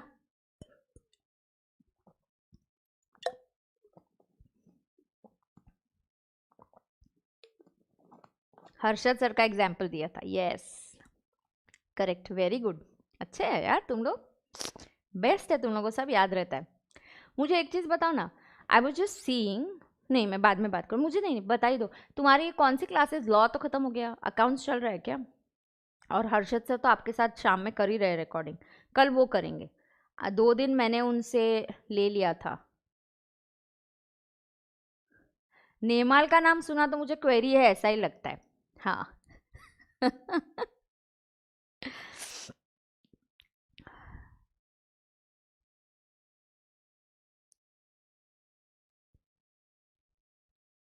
तब आनंद सर गुस्से में थे। प्रणव तू जीडी स्टूडेंट है, तेरे को क्या सब पता है ये सब? चलो सिर्फ अकाउंट्स बचा है, अच्छी बात है, गुड। कॉस्टिंग के लेक्चर्स देख लिए तुम लोगों ने?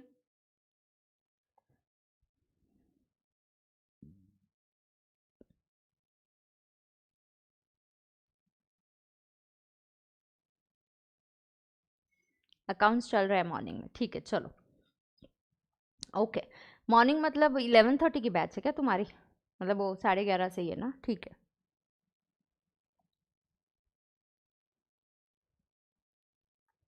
ठीक है चलो। हाँ, तो मैम अगर gas, electricity, water and energy है ना, तो गैस, इलेक्ट्रिसिटी, वाटर ये एम्प्लॉयर ने दिया, तो अगर एम्प्लॉयर ने आपके बिल्स पे किए, it is a perquisite, this is taxable in the hands of specified employee. Transport facility है ना, ट्रांसपोर्ट फैसिलिटी। मैम आप आओगे ना झारखंड? आकर्ष मैं झारखंड कब, अच्छा आऊँगी, घूमने के लिए तो मैं आ सकती हूँ, बट मुझे छुट्टी नहीं है। I might just get some 4-5 days holiday. That time my son's school is going on, so I'll not get a holiday. Morning 17-18 Feb से हम नया बैच चालू कर देंगे। Yes.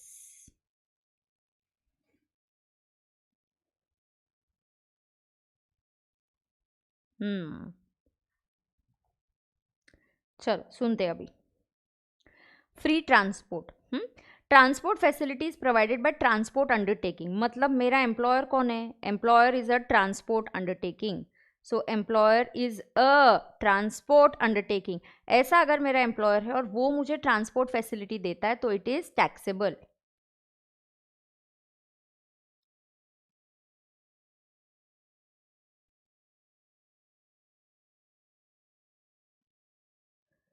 Employer is a transport undertaking, जैसे आप नीता वॉल्वो में काम कर रहे हो।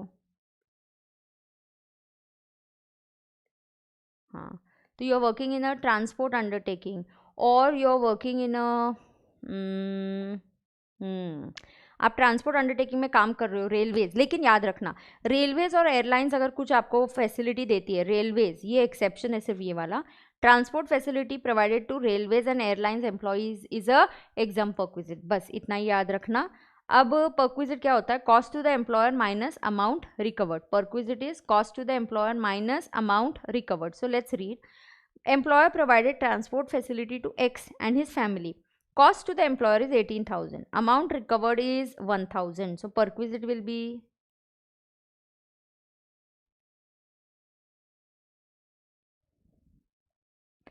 और देखो तभी आप ऐसे ही डरते हो कि टैक्स कैसे याद आएगा, कैसे याद आएगा, सब याद आता है। मेरे सब्जेक्ट को बदनाम मत करो। हाँ सच्ची मैं बोलती हूँ।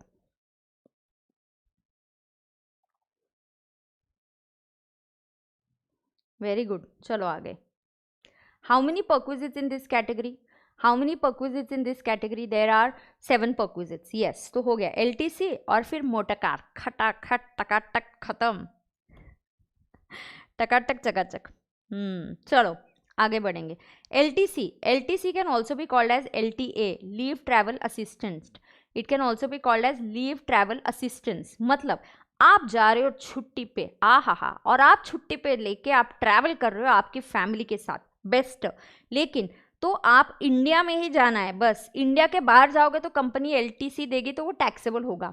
हाँ, तो आपको यहाँ का मॉड्यूल इंस्टीट्यूट का फेवरेट एडजस्टमेंट भी पता होगा कि यहाँ पे अगर मैम 2 बच्चे ट्विंस वाला की फैमिली का खर्चा LTC में होता है। ये LTC एक परक्विजिट है। LTC में कंपनी आपको आपके ट्रैवलिंग का खर्चा रीइम्बर्स करती है। यार पर्सनल छुट्टी का खर्चा कंपनी रीइम्बर्स कर रही है, यार ये बेस्ट है ये। हाँ बहुत बार होता है, LTC बहुत ही कॉमन है और कंपनीज LTC देती ही है। मैंने बहुत प्रैक्टिकल केसेस में देखा है कि एम्प्लॉयर्स बहुत जगह पे LTC देते हैं, बैंक्स वगैरह में तो काफ़ी कॉमन होता है। हाँ, तो LTC लीव ट्रैवल असिस्टेंस और लीव ट्रैवल कंसेशन ये एक पर्क है। इसका जो परक्विजिट का एग्जम्पशन होता है ये खर्चे पे डिपेंडेंट होता है। तो एग्जम्पशन जो होता है ना यहाँ पे इट इज़ LTC रिसीव्ड और expenditure incurred on travel.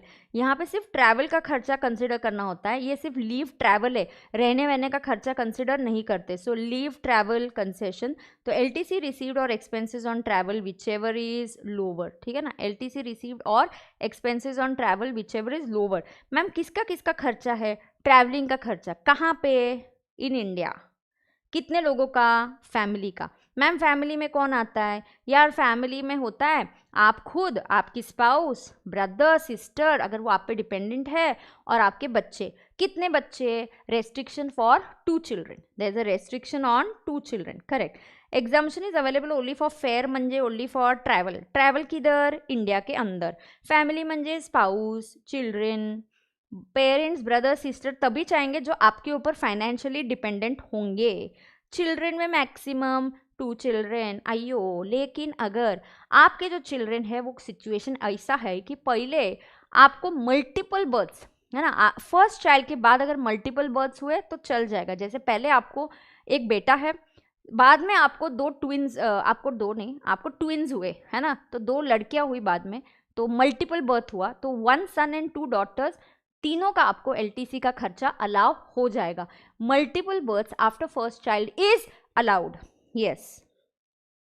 LTC is not available, हाँ रुको, the exemption shall not be available for more than 2 surviving children, ये प्रोविजन 98 के बाद आया है। और also in case of multiple births after 1 child चलेगा, ये रूल विल नॉट अप्लाई, ये रूल नहीं अप्लाई करेगा 2 बच्चों का अगर देर इज मल्टीपल बर्थ, है ना।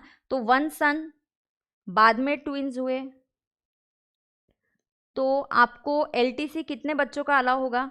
3 चिल्ड्रन LTC अलाउड, तीनों चिल्ड्रन का खर्चा अलाउ होगा। लेकिन अगर आपको पहले ट्विंस है, बाद में एक सन हुआ, तो आपको सिर्फ 2 चिल्ड्रन का ही LTC अलाउ किया जाएगा। हाँ, यहाँ पे ओनली 2 चिल्ड्रन LTC, यहाँ पे तीनों का अलाउ होगा। हाँ, क्यों? पहली बर्थ के बाद में मल्टीपल बर्थ हुआ तो नो प्रॉब्लम, ओके। पहले मल्टीपल बर्थ हुआ और बाद में एक चाइल्ड हुआ तो it will B, you will gate exemption only for 2 children, correct. तो LTC जनरली आपको कितने बार एग्जाम्शन है? खुश रहो, इनकम टैक्स ने LTC का एग्जाम्शन दिया, ये टोटली पर्सनल है, पर्सनल है, फैमिली है, छुट्टी पे जा रहे हो, उसका खर्चा हो रहा है, कंपनी इनकर कर रही है, यार ये तो परक्विजिट है, बट हमने एग्जाम्शन दे दिया। अलाउंस LTC रिसीव्ड, अलाउंस नहीं सॉरी, LTC रिसीव्ड और expenditure incurred which ever is lower, हाँ हमने ये आपको अलाउ कर दिया। फिर इसमें आपको क्या याद रखना है कि यार इनकम टैक्स बोलता है ये फ़ायदा दिया है, बट 4 साल के कैलेंडर ईयर में आप 2 ही बार एग्जाम्शन क्लेम कर सकते हो theoretically. LTC exemption can be claimed only 2 times in a year of in a block of 4 years. In a block of 4 years you can claim LTC exemption only for 2 times. अगर आपने एक किसी साल में LTC का exemption नहीं ले पाए तो एक LTC का एग्जाम्शन अगले ब्लॉक में कैरी फॉरवर्ड होगा, तो एक LTC का एग्जाम्शन अगले ब्लॉक में कैरी फॉरवर्ड होगा। तो जो अगला 4 साल का ब्लॉक आएगा उस साल के 2 प्लस ये बैकलॉग वाला 1, फिर आप 3 क्लेम कर पाओगे, ओके। कैरी फॉरवर्ड होता है, एक ही कैरी फॉरवर्ड होगा, जो कैरी फॉरवर्ड होगा वो तुरंत अगले ब्लॉक के पहले साल में ले लेना। मैम ऐसा क्यों होगा कि मैंने एग्जाम्शन लिया ही नहीं? बताओ ऐसा क्यों हो सकता है कि मैंने एग्जाम्शन लिया ही नहीं? असं कसं हो? ऐसा क्यों हो सकता है कि मैंने एग्जाम्शन लिया ही नहीं? अरे मैम हम हॉलीडे पे गए नहीं, कोविड की वजह से जाने कुछ नहीं मिला। हाँ, so you didn't go on छुट्टी, द खर्चा is 0, exactly. So LTC received और खर्चा 0, 0 एग्जाम्शन लिया ही नहीं, हम लेच नहीं पाए। हाँ बरोबर। जर्नी विद इन इंडिया होनी चाहिए, अगर आप एयर से जा रहे हो तो इकोनॉमी क्लास होनी चाहिए, बिजनेस क्लास वगैरह का नहीं मिलेगा। रेलवे से जा रहे हो तो AC फर्स्ट क्लास होना चाहिए, शॉर्टेस्ट रूट होना चाहिए। अगर जर्नी रेल से कनेक्टेड है तो रेलवे से ही होगा, अगर रेलवे से कनेक्टेड नहीं है तो shortest route by road deluxe वगैरह से होगा। हाँ, shortest route of first class और डीलक्स फर्स्ट रूट है ना, shortest routes of the first class, deluxe travel, AC travel का कोई भी शॉर्टेस्ट रूट बाय रोड का आप कॉस्ट निकाल सकते हो। बेस्ट। अब आ गया मोटर व्हीकल, मज्जा। All good.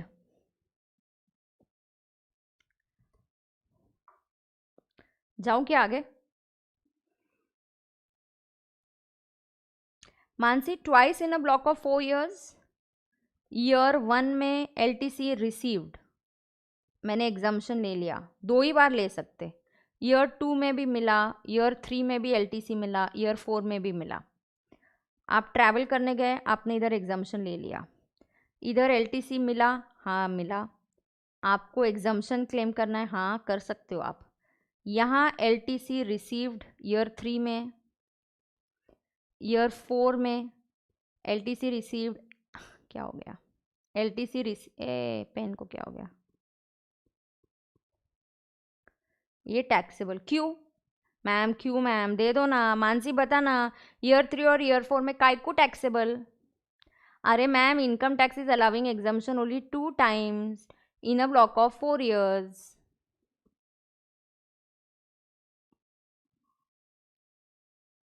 Mansi, I need a thumbs up.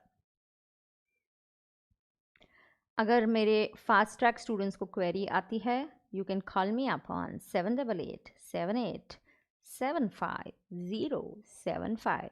You can WhatsApp your queries, or we can form a Telegram group for you. So there will be some mode of communication. आपको चिंता करने की बात ज़रूरत नहीं है, मैं आपकी सारी क्वेरी सॉल्व करूँगी। I personally solve your queries, so it may take some time। हाँ ठीक है। कैरी फॉरवर्ड का बता ना मोहम्मद, पढ़ नहीं यहाँ से, अयो चलो मोहम्मद किधर है, कैरी फॉरवर्ड का पढ़, इधर दिया है कि नहीं दिया है? नहीं दिया है। कैरी फॉरवर्ड का क्या होता है मैं बताती हूँ। अगर आपने 4 years में 2 exemptions you can take, but मैंने नहीं क्लेम किया, मैंने 4 years में ओनली 1 exemption लिया। कितना एग्जाम्शन लिया? एक ही एग्जाम्शन लिया, देन एक पेंडिंग है ना, इसको कैरी फॉरवर्ड करने का। ये 4 years का ब्लॉक है, ईयर 1, ईयर 2, ईयर 3, ईयर 4, मैंने एक ही बार एग्जाम्शन लिया, I am allowed 2 times, I took only once, then why 1 pending can be carried forward to next block of 4 years। चला PhD झाली आपली ह्याच्यात LTC में, और नहीं तो क्या। हो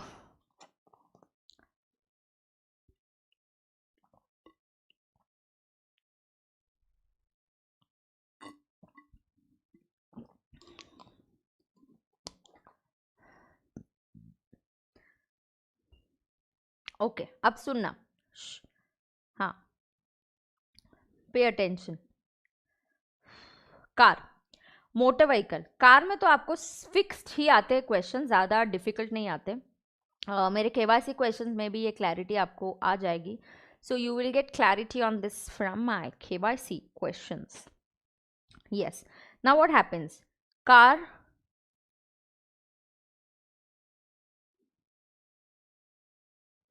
okay, car is owned by the employer, expenses are made by the employer, ये काफ़ी कॉमन होता है।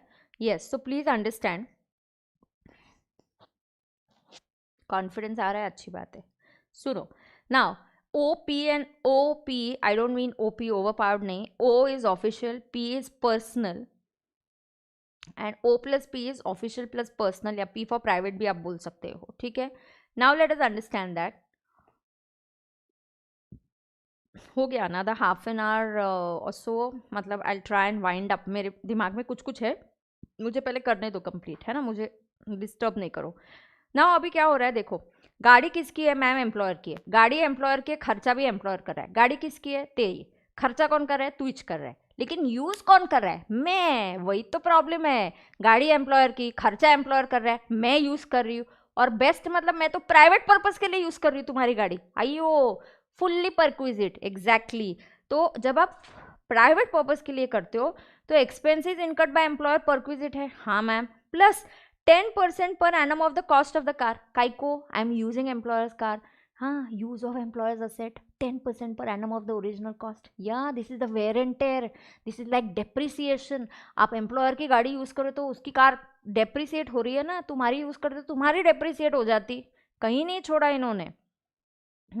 अब देखना, प्लस हायर चार्जेस, अगर आपकी खुद की गाड़ी नहीं है तो हायर चार्जेस नहीं, एम्प्लॉयर ने रेंट पे लिए गाड़ी, या एंड अगर आपने रिकवर किया तो माइनस अमाउंट रिकवर्ड। मैम अगर फुल्ली ऑफिशियल यूज के लिए किया तो काय का फायदा रे, तुम्हारी गाड़ी है, तुम खर्चा कर रहे हो, काम भी तुम्हारा है, तो करना चाहिए, मेरा फायदा नहीं है। There is no perquisite, there is no benefit means no perquisite, no benefit no perquisite. Best. O plus P, हाँ ये ऑफिशियल प्लस पर्सनल में कौन झकझक करेगा यार, कितना ऑफिशियल गाड़ी चला, कितना पर्सनल चला, नको, एक फिक्स्ड अमाउंट कर दो। बेस्ट, क्या कर दो, हाँ अप टू 1.6 लीटर्स मतलब 1600 cc, either you call it as 1600 cubic capacity, the engine capacity of the car, वहां तक 1800 per month plus 900 per month for the driver will be added. Above 1.6 liters 2400 per month plus 900 per month in case of a driver will be added. बड़ी गाड़ी बड़ा खर्चा, छोटी गाड़ी छोटा खर्चा। यहाँ पे जब अमाउंट फ्रीज किया जाता है, ये नोट करने वाली बात है कि amount recovered from the employee is not to be deducted. Okay. Situation 2, car is owned by the employee, expenses are made by the employer. Rarely होता है, मेरी गाड़ी लेकिन खर्चा तुम कर रहे हो, एम्प्लॉयर, मैं एम्प्लॉई हूँ, मेरी गाड़ी खर्चा तुम कर रहे हो। अच्छा, I am using it for official purpose, not a perquisite.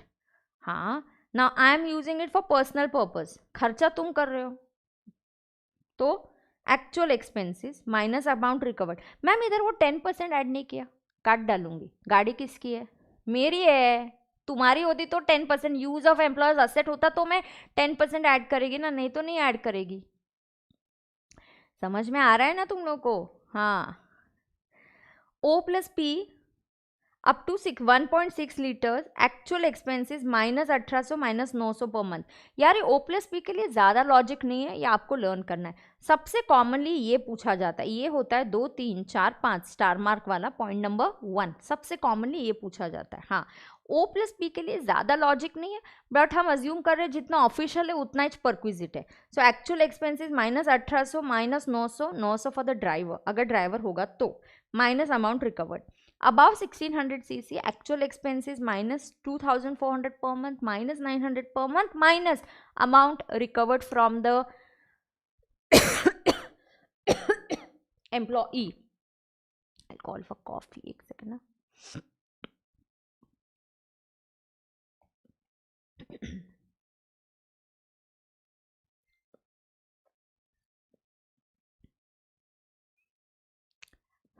Office में भी मज्जा चल रहा है, टैक्स ऑडिट की डेट है ना, आखिरी डेट है, एक आध ही केस बचा है, वो है होते ही है कुछ क्लाइंट्स, कितनी भी डेट्स बढ़ने दो लास्ट मिनट ही आएंगे, तो एक दो ही मेरे टैक्स ऑडिट के काम बचे, बट है एक में मैं कर रही हूँ कंसोलिडेशन। तुमने सीखा है क्या, कि फाइनल में सीखोगे, मुझे ऐसा लगता है। मेरा एक क्लाइंट है जहाँ पे उसकी कंपनी है, it has a subsidiary, 50% share holding है वहाँ पे, और एक पार्टनरशिप फर्म है। हाँ, तो आपको ये तीनों के बुक्स कंसोलिडेट करने पड़ते हैं। So I am consolidating, so it's fun doing it, every year I do it, so it is fun.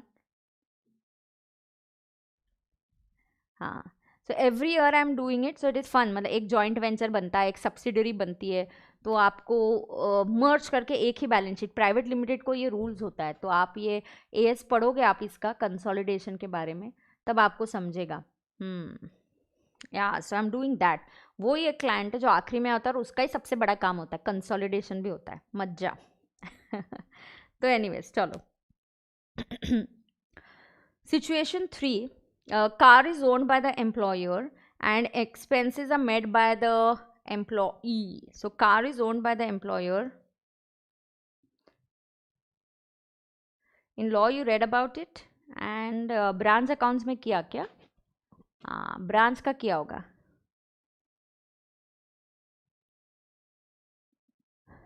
ये कौन सी टेक्नोलॉजी है, बगल में कॉफ़ी मांगने का बटन है। शुभम अभी आ जाएगी, मेरी कॉफ़ी आ जाएगी 2 मिनट में। ब्रांच अकाउंट्स में किया क्या, मज्जा।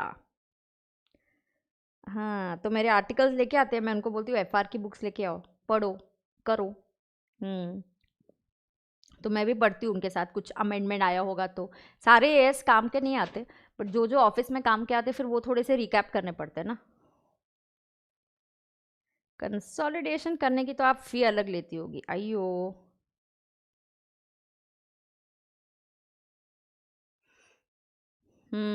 चलो आगे बढ़ेंगे अभी। मज्जा। O P, O plus P. अब सुनना, car own by the employer, expenses made by employer, this is very rare या। एम्प्लॉयर की गाड़ी और खर्चा एम्प्लॉय कर रहा है, अवगढ़ है। ऑफिशियल पर्पज के लिए लिया तो कभी भी बेनिफिट नहीं है, नो बेनिफिट, उल्टा नुकसान है यार। तुम खर्चा कर रहे हो, एम्प्लॉई खर्चा कर रहा है। कौन खर्चा कर रहा है? एम्प्लॉई खर्चा कर रहा है। हाँ।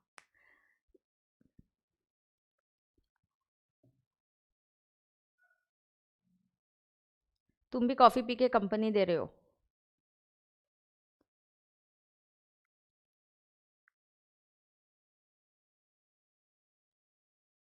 हाँ,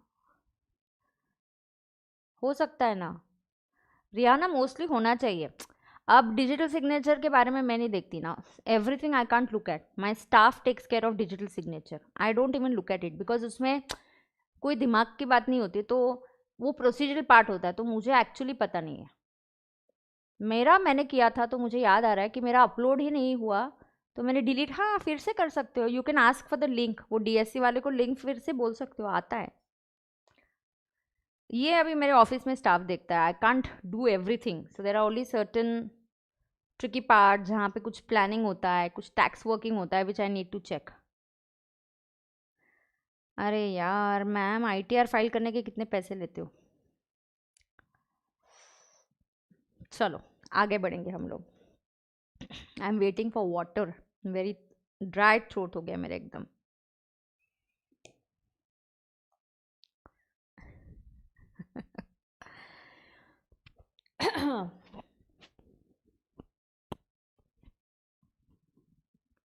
yes, only one. Manish, yes yes. एक ही एलटीसी का एग्जाम्शन कैरी फॉरवर्ड हो सकता है।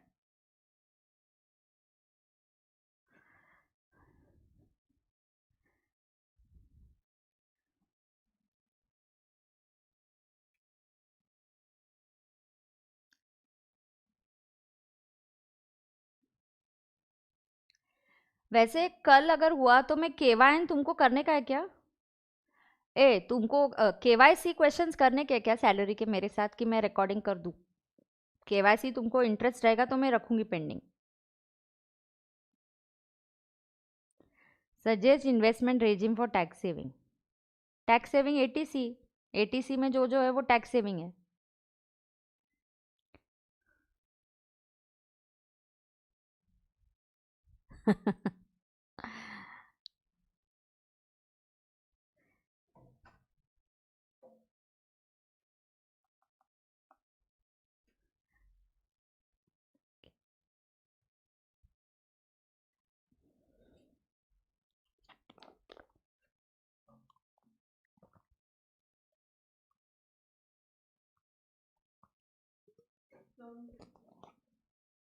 साढ़े आठ लाख कर। ओके। चलो, मेरी फीस कितनी है? इतनी नहीं है। अब सुनो, मेरे को बदनाम मत करो तुम। पहले बच्चे बोलते मैम काट डालेगी, उसके बाद मेरी फीस इतनी है, ऐसे बदनाम नको मेरे को। हाँ, अब फोकस करो। आप कंसल्टिंग की फ़ी कितनी लेते? चलो, वील फोकस ना ऑन सिचुएशन 3।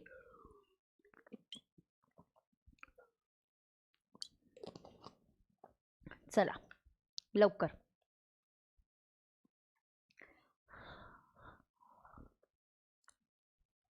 Let's focus. हाँ, car is owned by the employer, expenses are made by the employee. यार ऐसा रेयरली होता है। तुमने एम्प्लॉयर की गाड़ी ले ली बट पैसे तुम ही भरते आ रहे हो, तो अगर तुम प्राइवेट पर्पज के लिए कर रहे हो, actual expenses incurred by employer, ऐसा हुआ ही नहीं है एक्चुअली, तो actual expenses incurred by employer is zero, plus higher charges if card is hired, minus amount recovered from the employee, correct. या यहाँ पे 10% भी आएगा, कार एम्प्लॉयर की है, हायर चार्जेस और यहाँ पे 10% of the cost of the car आ सकता है। Why 10% of the cost of the car? Because this is employer's use of employer's asset. This is use of employer's asset. Okay. Now let us understand. O plus P में up to 1.6 liters.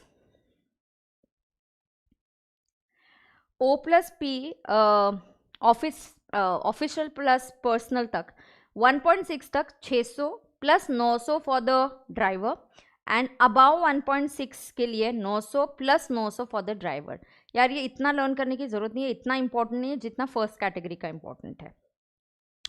Situation 4 is any other automotive. Okay, गाड़ी को छोड़ के official purpose के लिए किया, not a perquisite. Again ये मैंने आज तक कभी देखा नहीं है. एक्चुअल एक्सपेंसेस प्राइवेट के लिए होगा तो actual expenses minus amount recovered, and अगर O प्लस P होगा तो actual expenses minus 900 minus amount recovered. Correct, yes. तो this is for any other automotive conveyance, मतलब कार को छोड़ के कुछ और अगर आप यूज कर रहे हो, एनी अदर ऑटोमोटिव कन्वेंस के लिए है.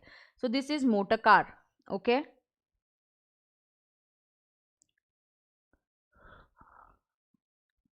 चलो.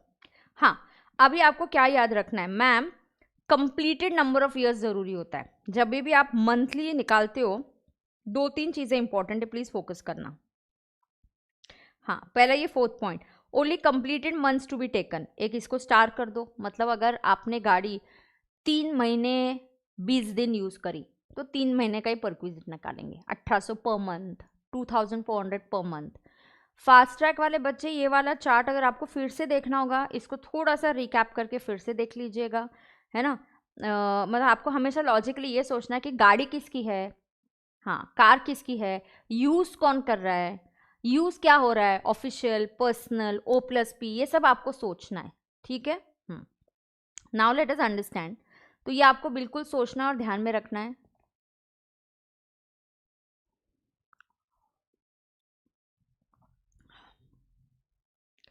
हाँ हाँ, और आपको क्या सोचना है, अगर आपको एक से ज़्यादा कार मिलती है, हाँ, इफ़ यू गेट 1 और मोर कार्स, कंपनी आपको एक से ज़्यादा गाड़ी देती है, अरे फिर हम क्या करेंगे पता है, 1 in respect of 1 car we will assume it is O plus P. हाँ, और जो दूसरी कार है it will be assumed it is only for personal purpose, it is only for personal purpose. तो इफ़ आपको company 2 cars they give you, then first car जो होगी, एक कार जो है ये O प्लस P मानी जाएगी, और जो दूसरी कार है इसको P माना जाएगा. यस, तो एक से ज़्यादा कार दी तो हम ऐसा करेंगे रे बाबा. क्लियर है, हमारा पहला फंडा इज वेरी क्लियर.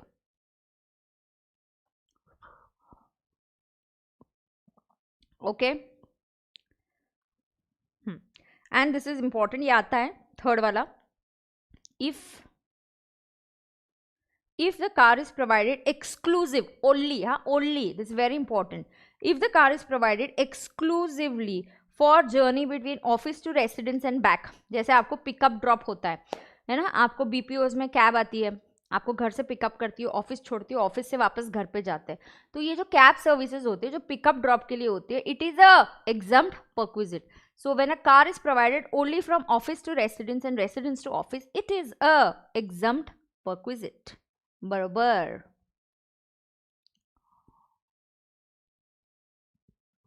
आगे. ओह डन. ना perquisites exempt from tax की लिस्ट है. इसमें काफ़ी इनडायरेक्टली पढ़ा के हो गए, जैसे perquisites in government hospital exempt, facility in employers hospital exempt. हाँ, फिर transport allowed given by railways and airlines is exempt. हाँ, एम्प्लॉयर से लोन लिया 20,000 तक एग्जम्प्ट होता है, मेडिकल पर्पज़ के लिए लिया एग्जम्प्ट होता है. तो ये सब हमने काइंड ऑफ पढ़ लिए, जैसे गिफ्ट 5,000 तक एग्जम्प्ट, सुपर एन्यूएशन 1.5 लाख तक exempt, T alcoholic beverages provided in office, snacks, alcoholic नहीं, non-alcoholic beverages, sorry, so non-alcoholic beverages in office will be exempt. yes. now इसमें आपको क्या याद रखना है, एक सेकंड में बताती हूँ. ये 28 में गलती है, करेक्शन कर दो, फैसिलिटी ऑफ सिर्फ गार्डनर होना चाहिए, is exempt if accommodation is owned, सिर्फ गार्डनर। 28 में करेक्शन है, करेक्शन। ये 30 भी बोल दिया आज मैंने। Amount spent on providing free education facilities and training is not taxable. Subsidised tea and ये एग्जम्प्ट है। ये कार फैसिलिटी इंपॉर्टेंट, ये सारे एग्जम्प्ट मैंने पढ़ाया है आपको। Car facility only for accommodation नहीं, only for transport between office home along with driver is fully exempt. Subsidise telephone, reimbursement of telephone bills is a exempt perquisite, correct. तो ये सारे परक्विजिट्स आपको डायरेक्टली इनडायरेक्टली, जैसे employer's contribution to statutory provident fund is exempt, interest to RPF is exempt up to 9.5%. हाँ, accommodation provided to judges of High Court, Supreme Court is exempt. Tea snacks exempt. Use of employers' laptops and computer is exempt. तो ये exempt की kind of list आपको already आती है, okay? Yes. अब आया deductions वाला part, हो गया। फिर एक दो पार्ट्स में जस्ट समाप्त कर दूंगी फटाफट। मुझे भी कुछ कुछ पॉइंट्स आपको बताने में बताऊंगी, कुछ छूटा होगा तो एंड में बताना। आपको मेरा रूल पता है ना, जब मैं एंड में बोलती हूँ आई एम डन, आपको और कुछ चाहिए एक्सप्लेनेशन तो तब आप मांग लेना। डिडक्शंस में entertainment allowance already I have taught you that ये एक अलाउंस है। तो ये सैलरी कैलकुलेट करते वक्त पहले ऐड होता है, it is first added, later on a deduction is available यार, but the deduction is only in case of government employees. Deduction is least of the following: entertainment allowance received 5,000 per annum या 20% of basic salary. Okay ma'am. Standard deduction ये सबको पता है, 50,000 और salary which ever is lower. Exam में आपको याद रखना है, कंप्यूटेड वर्ड अगर बोला गया कहीं पे भी, पेंशन से भी मिलता है क्या, हाँ, अगर एम्प्लॉयर भी पेंशन देता है तो बिल्कुल भूलना मत। एग्जाम के व्यू पॉइंट से बोल रही हूँ आपको, बिल्कुल भूलना मत। अगर एम्प्लॉयर भी आपको पेंशन दे रहा है तो यार it will get taxable under salary, और जब ये टैक्सेबल अंडर सैलरी होगा तो इसको भी आपको डिडक्शन जो है, स्टैंडर्ड डिडक्शन जो है मिलेगा। और मैम अगर एग्जाम में ऐसा बोला गया कि सैलरी 7 lakhs, कंप्यूटेड वर्ड है, मतलब आपको स्टैंडर्ड डिडक्शन नहीं लेना है, standard deduction is already taken, computed. दूसरा है सैलरी रिसीव्ड 7 lakhs, तो यहां से आपको बोलना है salary 7 lakhs less standard deduction 50,000, तो 6,50,000 विल बी नेट सैलरी, ये टैक्सेबल सैलरी होगा। और यहाँ पे कंप्यूटेड वर्ड है तो स्टैंडर्ड डिडक्शन माइनस नहीं करना, तो ये याद रखना। पेंशन रिसीव्ड होगा तो स्टैंडर्ड डिडक्शन लेना, पेंशन कंप्यूटेड होगा तो स्टैंडर्ड डिडक्शन मत लेना। डन।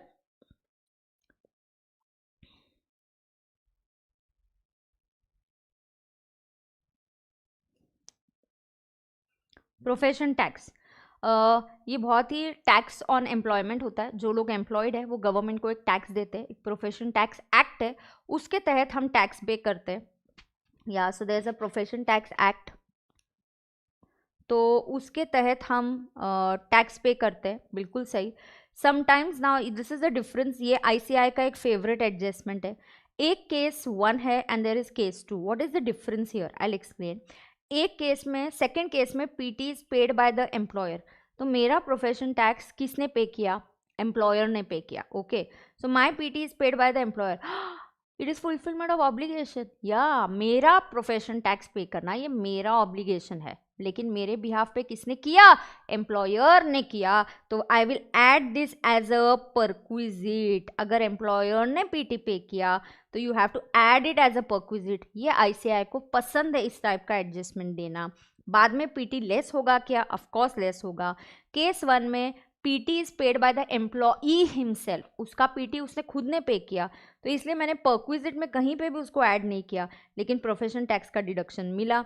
इधर नेट सैलरी 5,97,500, इधर नेट सैलरी 6 lakhs।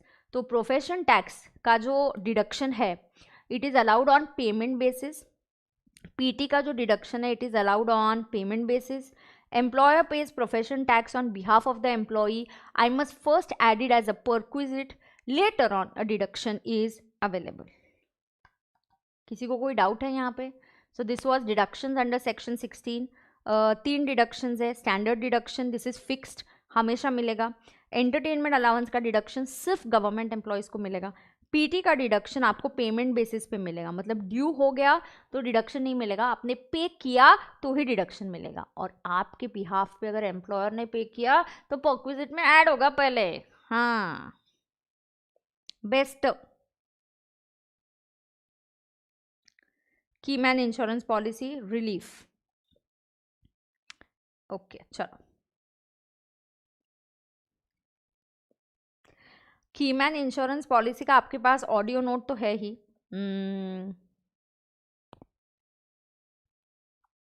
ठीक है, ये देखती हूँ अभी करना है या पीजीबीपी के चैप्टर में करना है। So either I will do it here और I will do it in PGBP.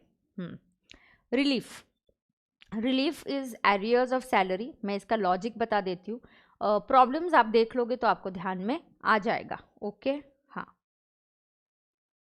और ये टैक्स ऑन परक्विजिट, फिर स्केल ऑफ सैलरी, फिर मुझे और कुछ बोलना होगा तो मैं बता दूंगी। ऊपर का कुछ थ्योरी छोड़ा होगा तो वो भी कवर कर लूंगी, डोंट वरी। मुझे पता है मैंने कहाँ क्या स्किप किया है, तो बिल्कुल मुझे डिस्टर्ब नहीं करना।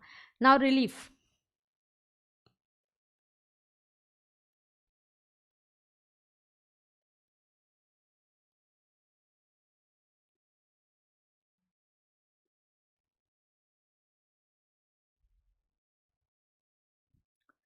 हाँ।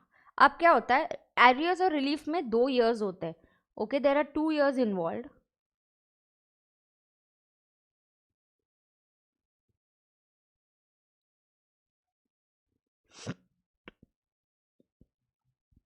हाँ, एरियर्स ऑफ सैलरी में 2 years होते हैं। So let's say there is year PY 17-18 and there is a year which is PY 21-22. This is the year to which salary relates to, and this is the year in which the salary is received.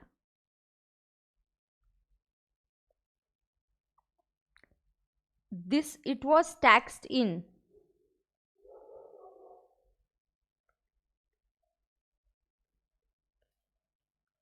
and it was taxed in PY 21-22. और कहाँ tax था? PY 21-22 में। Now pay attention. Relief oblique arrears of salary. Year 17-18 है और year 21-22 है। Ma'am Y didn't you tax it? 17-18 में due हो गया था, लेकिन मैम यहाँ रिसीव हुआ, तो मैम इट्स ड्यू और receipt which ever is earlier. But I told you practically sometimes it is not possible that I can't tax it in 17-18, क्योंकि मुझे अमाउंट पता नहीं है, बोनस मिलेगा कि नहीं पता नहीं है, डिस्प्यूट चल रहा है। Exactly, so I tax it here in 21-22। Then I got, मुझे दर्द होने लगा असेसी को, या क्या यार 21-22 में टैक्स कर लिया, 17-18 में टैक्स के रेट्स कम थे, मेरा इनकम कम था, अब ज़्यादा टैक्स आ गया। तो गवर्नमेंट बोलते है यार रो मत, तू निकाल कितना ज़्यादा टैक्स आया, बता दे, हम रिलीफ दे देंगे। यस, तो रिलीफ हमेशा याद रखना ये टैक्स से कम होता है। मार्जिनल रिलीफ टैक्स से कम होता है। देखो वर्डिंग देखो, डिडक्शंस GTI से माइनस होते हैं। हाँ, रिलीफ शब्द आया तो टैक्स से कम होता है। हाँ, अब देखो यहाँ क्या है, आप पहले वर्किंग करोगे 17-18 का, 17-18 या किसी भी ईयर का, तो 17-18 का इनकम ले लो, उस इनकम में ऐड करो एरियर्स, फिर 17-18 का ही इनकम ले लो, उसमें एरियर्स ऐड मत करो, कुछ भी नहीं ऐड करना, एरियर्स मत ऐड करो, इसका टैक्स निकालो, इसका टैक्स निकालो। बेटा which tax will be higher? Ma'am obviously this tax is higher. Why? Because of arrears. Ma'am इधर एरियर्स एडेड है, इधर एरियर्स एडेड नहीं है, तो टैक्स ऑन एरियर्स मैंने निकाला। देखो आप लॉजिक से जाओ, कभी नहीं बोलोगे मुझे, कभी बहुत से कॉन्सेप्ट है जो आपको फिर से देखने की जरूरत नहीं है। I am very sure, okay, I have to teach salary, fine, क्या अमेंडमेंट है देखो, and I am ready to teach. You don't have to go back, read, study. Why? Because if your logic is clear, it's superb. You'll never forget it.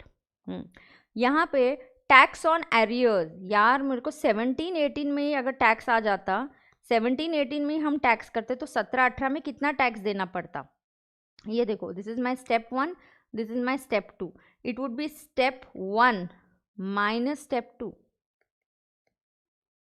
आप कोई भी year ले लो, कोई income tax में steps वगैरह नहीं दिए, आप आपके हिसाब से जाओ, exactly calculate the arrears on your own, कोई प्रॉब्लम नहीं है। अब देखो हम बोलेंगे कि यार यही वर्किंग तुम PY 21-22 के लिए करो, ओके। एक उसका इनकम निकालो, ठीक है, उसका फिर से इनकम निकालो, ओके।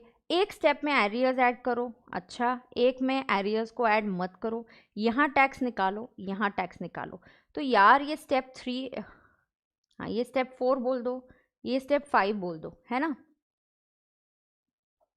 हाँ इस क्वेश्चन पे एक कैडबरी क्वेश्चन था। तो यहाँ टैक्स ऑन एरियर्स किसका आ रहा है, टैक्स ऑन एरियर्स ये कौन से ईयर में आ रहा है, 21-22। तो मैम ये कितना होगा, ये 4 - 5 होगा, ये इसका टैक्स ज़्यादा एरियर्स की वजह से। हाँ तो यहाँ अगर मेरा टैक्स आ रहा है, अगर यही एरियस 17-18 में टैक्स होते तो मेरे को 1000 रुपया टैक्स लगता। यार यही एरियस 21-22 में टैक्स हो रहे तो मुझे 4500 टैक्स लग रहा है। अरे यार क्या है, ज़्यादा टैक्स लग गया 4500। अब 17-18 में पे करता तो 1000 लगता।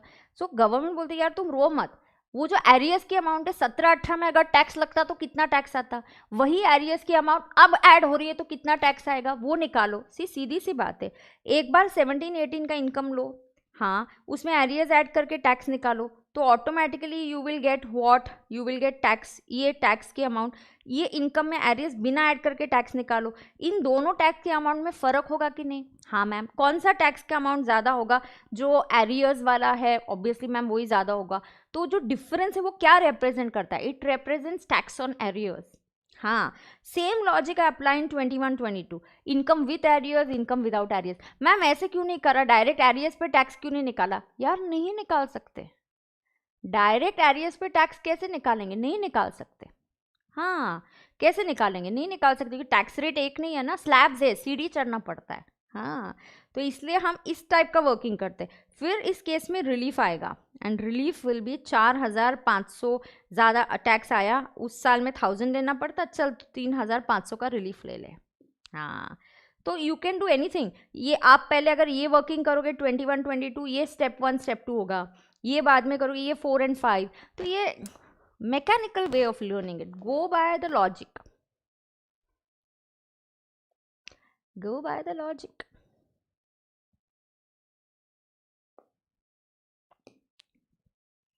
लाइव स्ट्रीमिंग वालों की कैडबरी कैसे दूंगी यार। या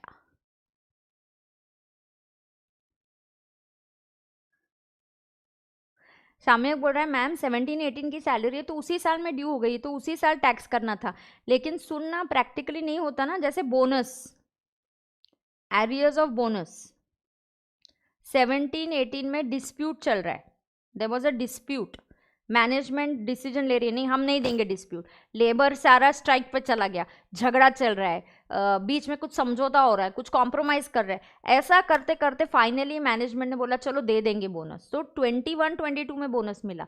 तो यार मुझे बोनस मिलेगा कि नहीं ये भी गारंटी नहीं है, कितना मिलेगा ये भी नहीं पता। सो sometimes practically it is not possible for me to follow due or receipt whichever is earlier।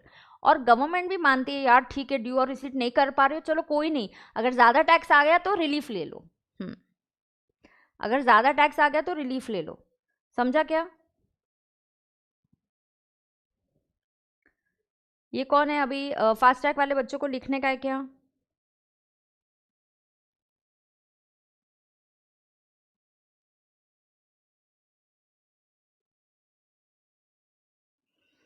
मैं पेटीएम पे नहीं हूँ, मैं जीपे पे नहीं हूँ, मैं किधर भी नहीं हूँ।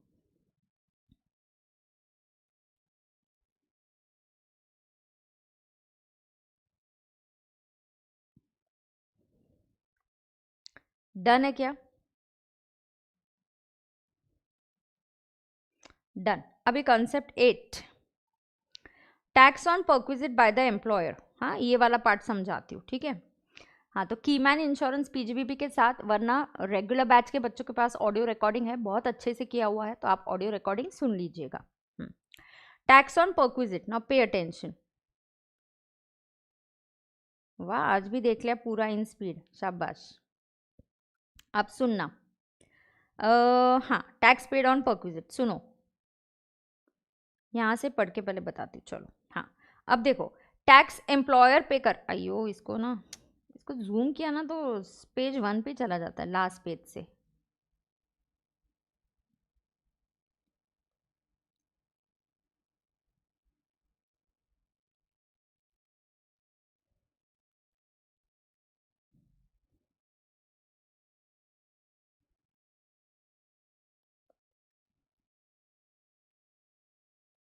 किधर है?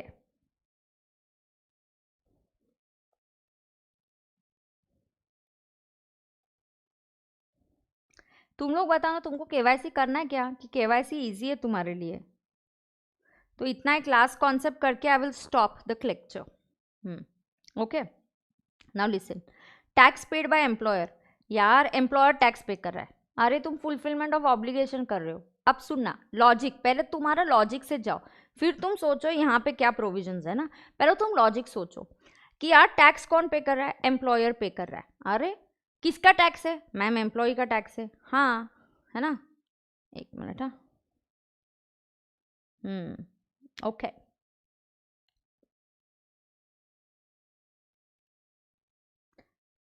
मैं केवाईसी का पीडीएफ नहीं करूँगी, मैंने भेज दिया है। मैं एक चीज़ 2 बार नहीं भेजती, कभी भी नहीं करूँगी मैं। केवाईसी का पीडीएफ सेंड कर देना, मैंने ऑलरेडी सेंड कर दिया है, मैं नहीं भेजूंगी फिर से। It's there in the pinned messages, ask each other, help each other, don't ask me. मैं डुप्लीकेट काम नहीं करती, कभी भी नहीं करूँगी, ठीक है।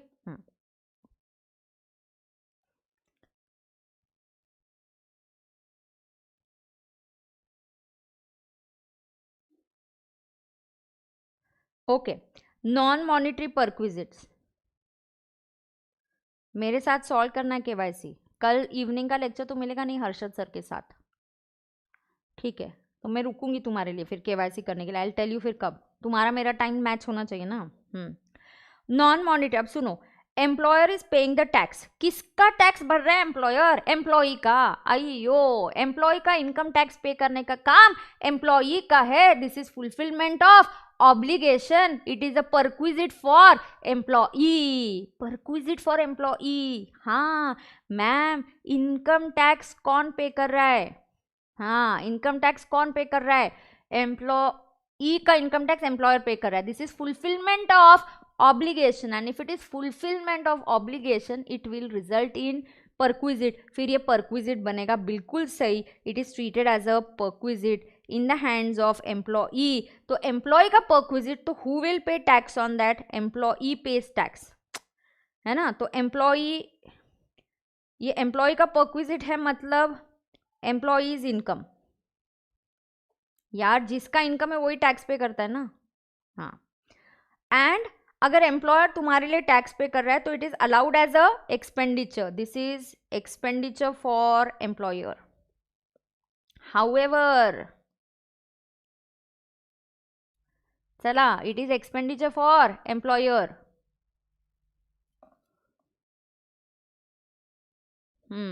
Okay, now listen.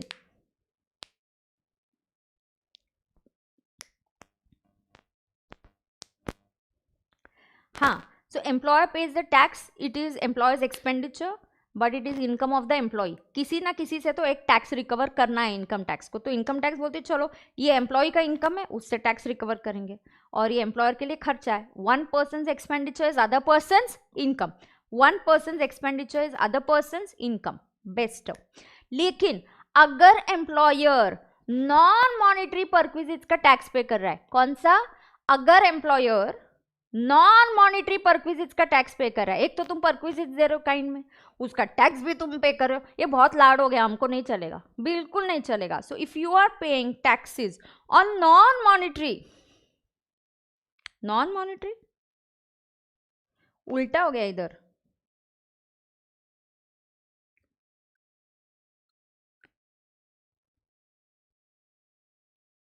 हाँ करेक्ट है, non monetary kind, no no correct है, 8 o'clock effect. Non monetary kind है, ऐसा मेरे को समझने में थोड़ा सा टाइम लग गया, sorry. It's a non monetary perquisite, मतलब काइंड में दिए गए परक्विजिट्स है, एक तो तुम काइंड में दे रहे हो, उसके ऊपर का टैक्स भी तुम पे कर रहे हो, गवर्नमेंट को दर्द हो रहा है, गवर्नमेंट बोलते हैं sorry it is not the employer's expenditure. यार ये एम्प्लॉयर के लिए एक्सपेंडिचर नहीं होगा, नॉट ट्रीटेड एज एक्सपेंडिचर मतलब it will be added back, disallowable expenditure. And what happens with disallowable expenditure, it is added. इसका मतलब क्या होता है यार, it is added in employer's income, या इसका इंपैक्ट ये होता है ma'am, it is added in employer's income, या एम्प्लॉयर के इनकम में ऐड करेगा तो इसका टैक्स कौन देगा, एम्प्लॉयर देगा, तो एम्प्लॉयर से टैक्स ले लिया ना। हाँ, तो एम्प्लॉय से मत लेना, तो एम्प्लॉय को बोलेंगे तू मत पे कर, तेरे लिए एग्जाम परक्विजिट है। मैम फिर से बताओ। No, I need to stop after this concept, so I'll stop the class after, I'll explain this concept once more and then I'll stop. Yes, अभी कल से 7 o'clock का स्लॉट नहीं मिलेगा मुझे, तुम्हारा बुकिंग है, हर्षद सर ने अपॉइंटमेंट ले रखा है तुम्हारा 2-3 दिन, 10 तारीख से वो आउट ऑफ स्टेशन जा रहे हैं, तब हम लेंगे फिर, है ना। चलो ओके मैम, चलो फिर से रिकैप कराती हूँ last 2 minute. Employer page tax, employer page tax किसका, एम्प्लॉई का। हाँ, is it fulfilment of obligation, yes. Is it a perquisite in the hands of employee, yes. तो एम्प्लॉई का परक्विजिट, तो एम्प्लॉई का इनकम, तेरा इनकम है, तू टैक्स पे कर, खत्म। फिर एम्प्लॉयर बोलता है मैं क्या करूं, सर मैं क्या करूं, अरे तुम खर्चा अलाउ कर दो, it is an expenditure for you, one person expenditure is other person income, so तेरा खर्चा है, कोई प्रॉब्लम नहीं है। लेकिन याद रहे, अगर तुम काइंड वाले परक्विजिट्स, नॉन मॉनिटरी वाले परक्विजिट्स का टैक्स पे करते हो तो गवर्नमेंट को दर्द होता है, गवर्नमेंट बोलते हैं नहीं चलेगा, employer don't pay taxes on non monetary perquisites, if you pay it will not be treated as your allowable expenditure, तुम्हारे लिए खर्चा अलाउ नहीं होगा, disallowable expenditure. Don't you know disallowable expenses are added back, when they are added back so they become employers income, and on that who will pay tax, employer will pay tax, and on that who will pay tax, employer will pay tax, yes employer will pay tax। तो दो बार tax नहीं लेना है, तो employ को फायदा मिला, हाँ एम्प्लॉय का फायदा तो है यार, उसको नॉन मॉनिटरी का टैक्स एम्प्लॉयर ने पे कर दिया, फिर भी हम बोलते हैं यार इट्स एग्जाम परक्विजिट, तू मत टैक्स करना, तू तेरे इनकम में मत ऐड करना, हमने उधर एम्प्लॉयर के इसमें डिसअलाउ कर दिया। हाँ ऐसा ही। नेवाल मुझे जीएसटी की क्वेरीज अब मत भेज, अब मुझे जीएसटी की क्वेरी अब मत भेज।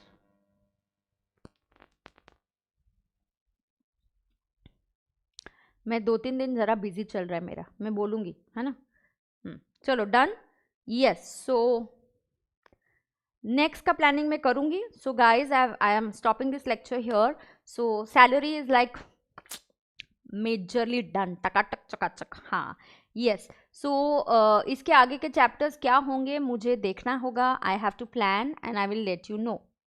मैम नॉन मॉनिटरी परक्विजिट है तो एम्प्लॉयर टैक्स पे करेगा, मॉनिटरी है तो एम्प्लॉय, हाँ ठीक है, तुमको ऐसा कंक्लूजन ड्रॉ करना है तो तुमको ड्रॉ करो, yes done. So we are good to go, good to stop, salary has been done. 1 minute, किसी को स्केल ऑफ सैलरी की ये थी ना, 1 मिनट स्केल ऑफ सैलरी कर देती हूँ सिर्फ, 1 minute, 1 minute, scale of salary,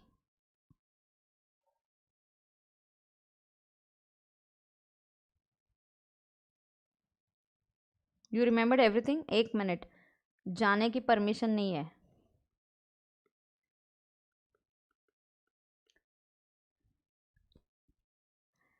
salaries एकदम डन ना, बेस्ट हो गया है। हाँ अब देखो what does it mean, suppose you are appointed on, 1 minute सिर्फ स्केल ऑफ सैलरी करके जाओ, बाय मत बोलो।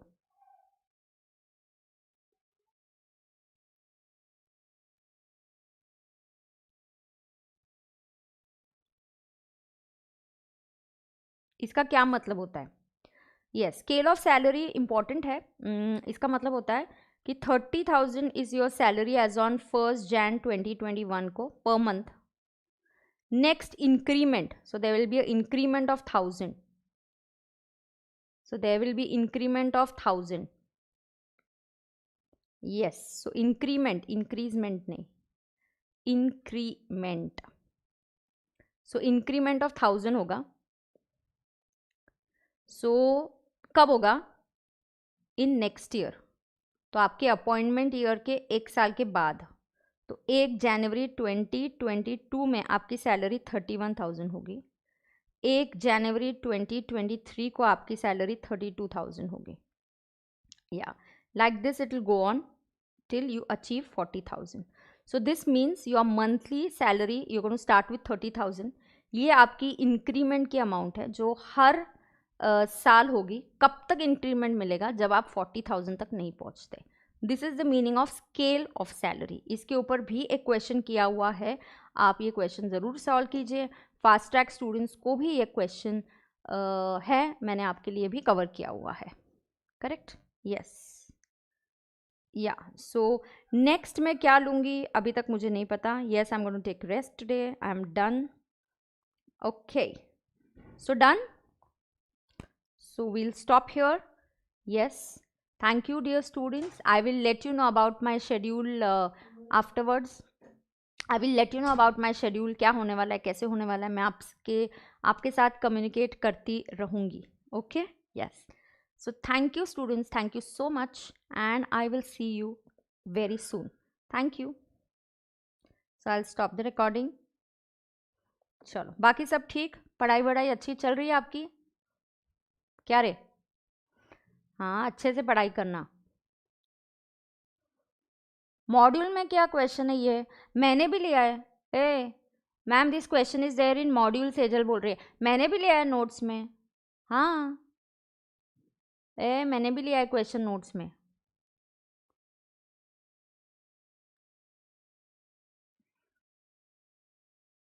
मैम, बैकलॉग कंप्लीट जीएसटी का, ये हुई ना बात आदित्य. Very good. बिल्कुल कंप्लीट करना है, ऐसे ही करना है. टारगेट दो, खुद को टारगेट दो. मैं प्लानर बताने वाली थी, आप बताती हूँ. अच्छी चल रही है पढ़ाई? Very good. प्लानर बता देती हूँ. मैं बोल रही हूँ ना, 1-2 दिन मैं बिजी हूँ थोड़ा सा. गिव मी 1 or 2 days का time. I will do it for you. 1 or 2 days का टाइम दे दो, मैं आती हूँ. 8 घंटे कम हो रही है, ज़्यादा करो. इन सम टाइम. बाय.